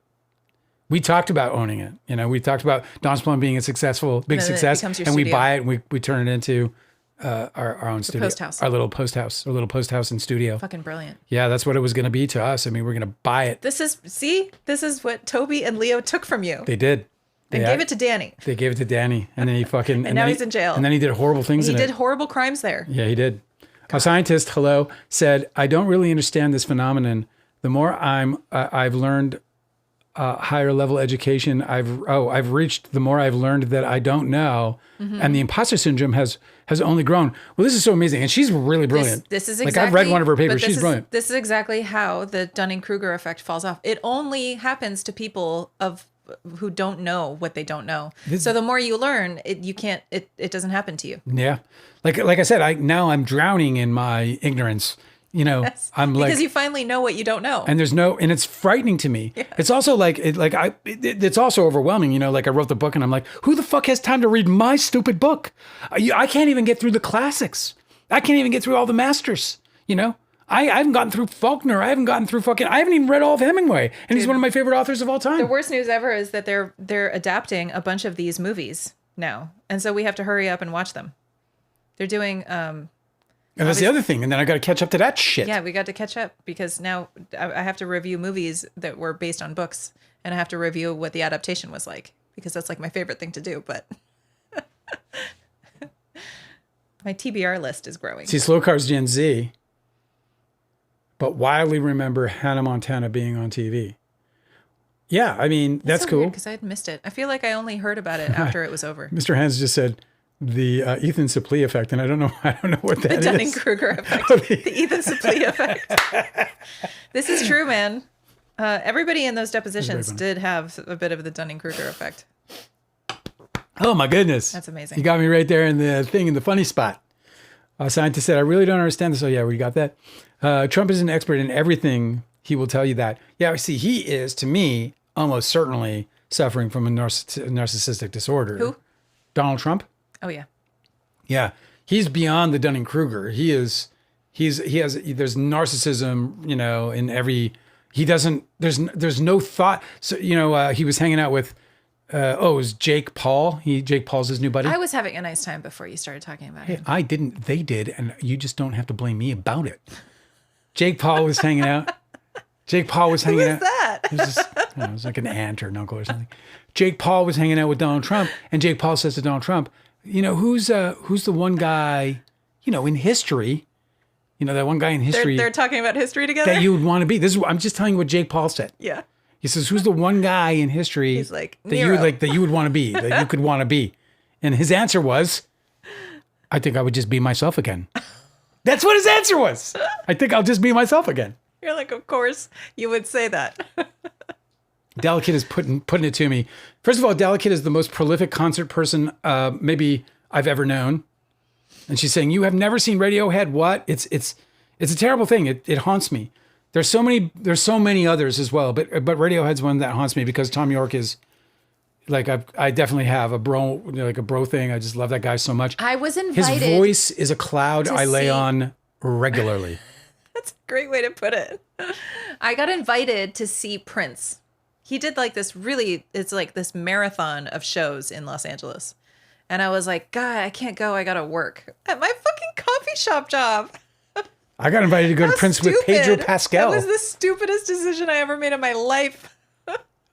I got a invitation to go see Prince with Pedro Pascal and my ex. And I didn't go, but I did pay for his ticket. Probably doesn't remember that. Well, you should remind him. You should write him a letter and be like, hey, money bags. I'm just going to be like, I'll go onto Facebook because we're still on friends of Facebook. And I'll just go on Facebook and I'll be like, whoever's got this account now, I want Pedro to remember that I bought him a ticket. That I paid for that time he went and saw Prince with Angela, different Angela, in fucking New Jersey. Well, it was Philly. In Philly. Now that he's big money bags, got all Mr. the Moneybags, connections. want to remember. Here's my current address. By the way. In case he wants to send me one of his bags of money. Evil Hunter, which is also delicate. She saw them in 2004 Coachella. Oh my God. Great year to see them too. I bought when they released In Rainbows, they broke the internet because they just broke the whole model for one time only. But when they released that record, when they first released it, they were like, it's by donation only. They did it by donation only. And they made $20 million in like a day. It wasn't that fast, but they made like $20 million on the record. I bought it. I paid more than I would have if I bought the CD. I don't even have what I bought anymore. I don't even know where it is. But I bought it. You had to sign in. I gave him $20. I had friends who were giving them $1. I was like, you guys are fucking awful. He's like, that's what they did. That's what they did. They were all upset because I was like, you guys are awful. You bought it for $1? But they did. They bought In Rainbows for $1. Amazing. I should have bought it for $1 because I ended up having to buy it again in vinyl because I totally lost the digital copy that I bought for $20. Anyway, I love them, and I hope that one day I will get to see them. Johnny Greenwood.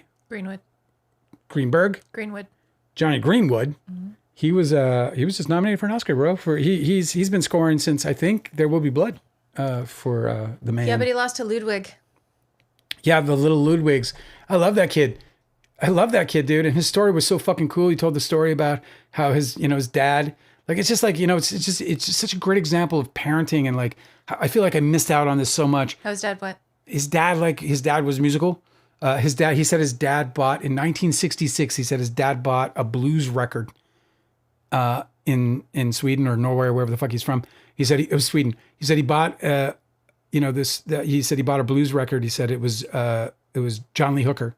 He bought a John Lee Hooker. He said it changed his life. He became obsessed with music. And so when he was a young boy, Ludwig, his dad put in his hands a guitar. And he said, and the rest is history. Fell in love. He's like, I could not put it down. And anyway, so Ludwig, he just dropped a really great story. He looks cool as fuck. He's like that kid in school where you're like, fucking Ludwig's a dork, man. Ludwig's an idiot, man. He's a fucking stupid guy. And then Ludwig, like, all of a sudden there's like the day where it's like, oh yeah, we were doing a talent thing at school or whatever. And then Ludwig rolls up with his guitar and then he just fucking changes everyone's opinion about him in a second. That actually happened to me. This fucking guy, I was like, this guy's a fucking dork, man. What if I would never fucking hang out with you? I'm glad you don't smoke weed because if you did, I might like you.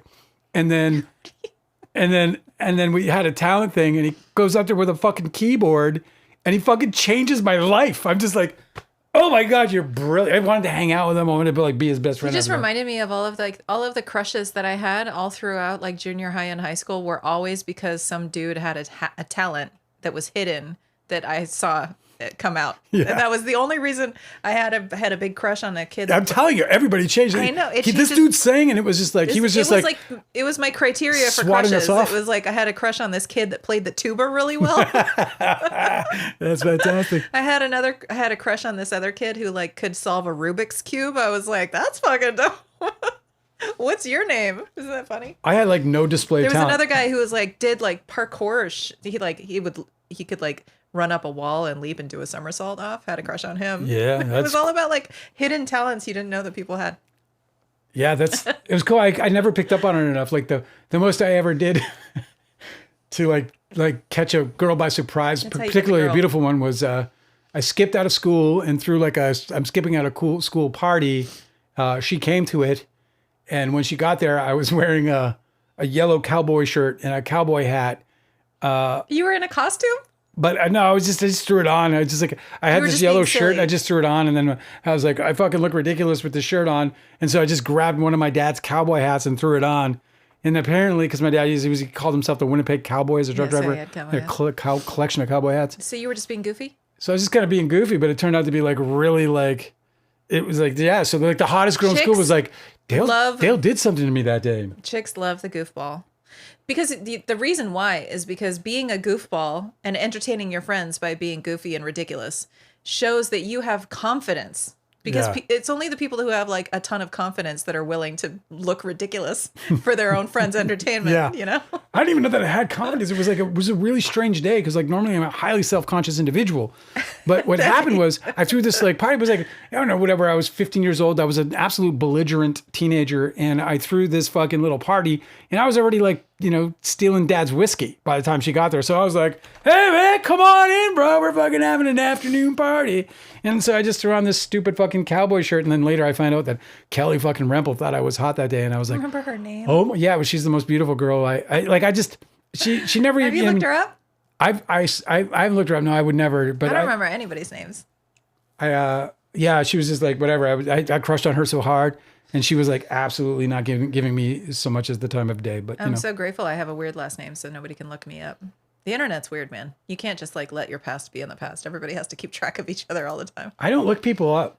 I think about them all the time.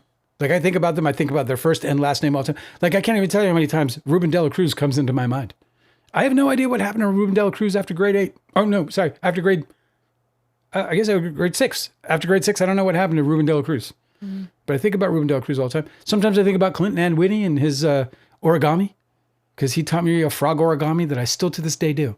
You know how to do a frog origami? Just a frog origami, a really simple one. What are you talking about? I didn't know you know how to do that. Oh, sometimes when I'm bored or anxiety kicks in, I'll just make a frog origami. Why aren't you doing this all the time? I've tried to. I've hopped them around the house. I have. You just haven't paying not. You don't pay attention to my origami, Angela. You have never done an origami in my house. I have. Frog origamis. I do them all the time. You're lying to me. Listen to me. You're lying to all these people. The jury is going to convict you. It just goes to show you that, you know, as much as you do love me, you don't really pay attention. Yeah, it's not. I would notice if you were building cute little frog origamis. If you were noticing, you would have noticed the frog origami that I make on a regular basis that Clinton and Whitney taught me in 1984. That doesn't happen. I'm going to make you do it. And then tomorrow you're going to show all these people. Because I don't believe you. I'm going to make you one. I'm going to make you one momentarily. Yeah. Bobo's here. I don't know when Bobo got here, but Bobo is here. And I was thinking about Bobo from the beginning. Because Bobo's always here at the beginning. All right, you guys. I've had an absolute blast. I hope you guys had fun with us tonight. Hanada, I think you're wrong. Deanne, you're my hero. Go win that thing. Go get that justice. Yeah, it's going to be great. Everybody else, you know, you're the fucking greatest. Aaron, thanks for hanging out with us. I know you're 17 and there's so many fucking things you can be doing. Hanging out with a 55-year-old bitching about people not paying attention to his origami. But I appreciate you so much. And that offer is up. I hope you guys will take it. We'll have a great time. All 8 of us, all 8 of you and me, we'll talk about Don's Plum. We'll talk about the book. I'll show you some clips. We'll have a fucking rip-roaring good time. So please take me up on that offer. I'm going to rent or whatever you got to do. I'm going to pay for a month of Zoom just to do that with you. That's how much it will mean to me. And again, this is not a bribe in no way, shape, or form. May the wind be at your backs, fellow ladies. I will see you tomorrow. Good night.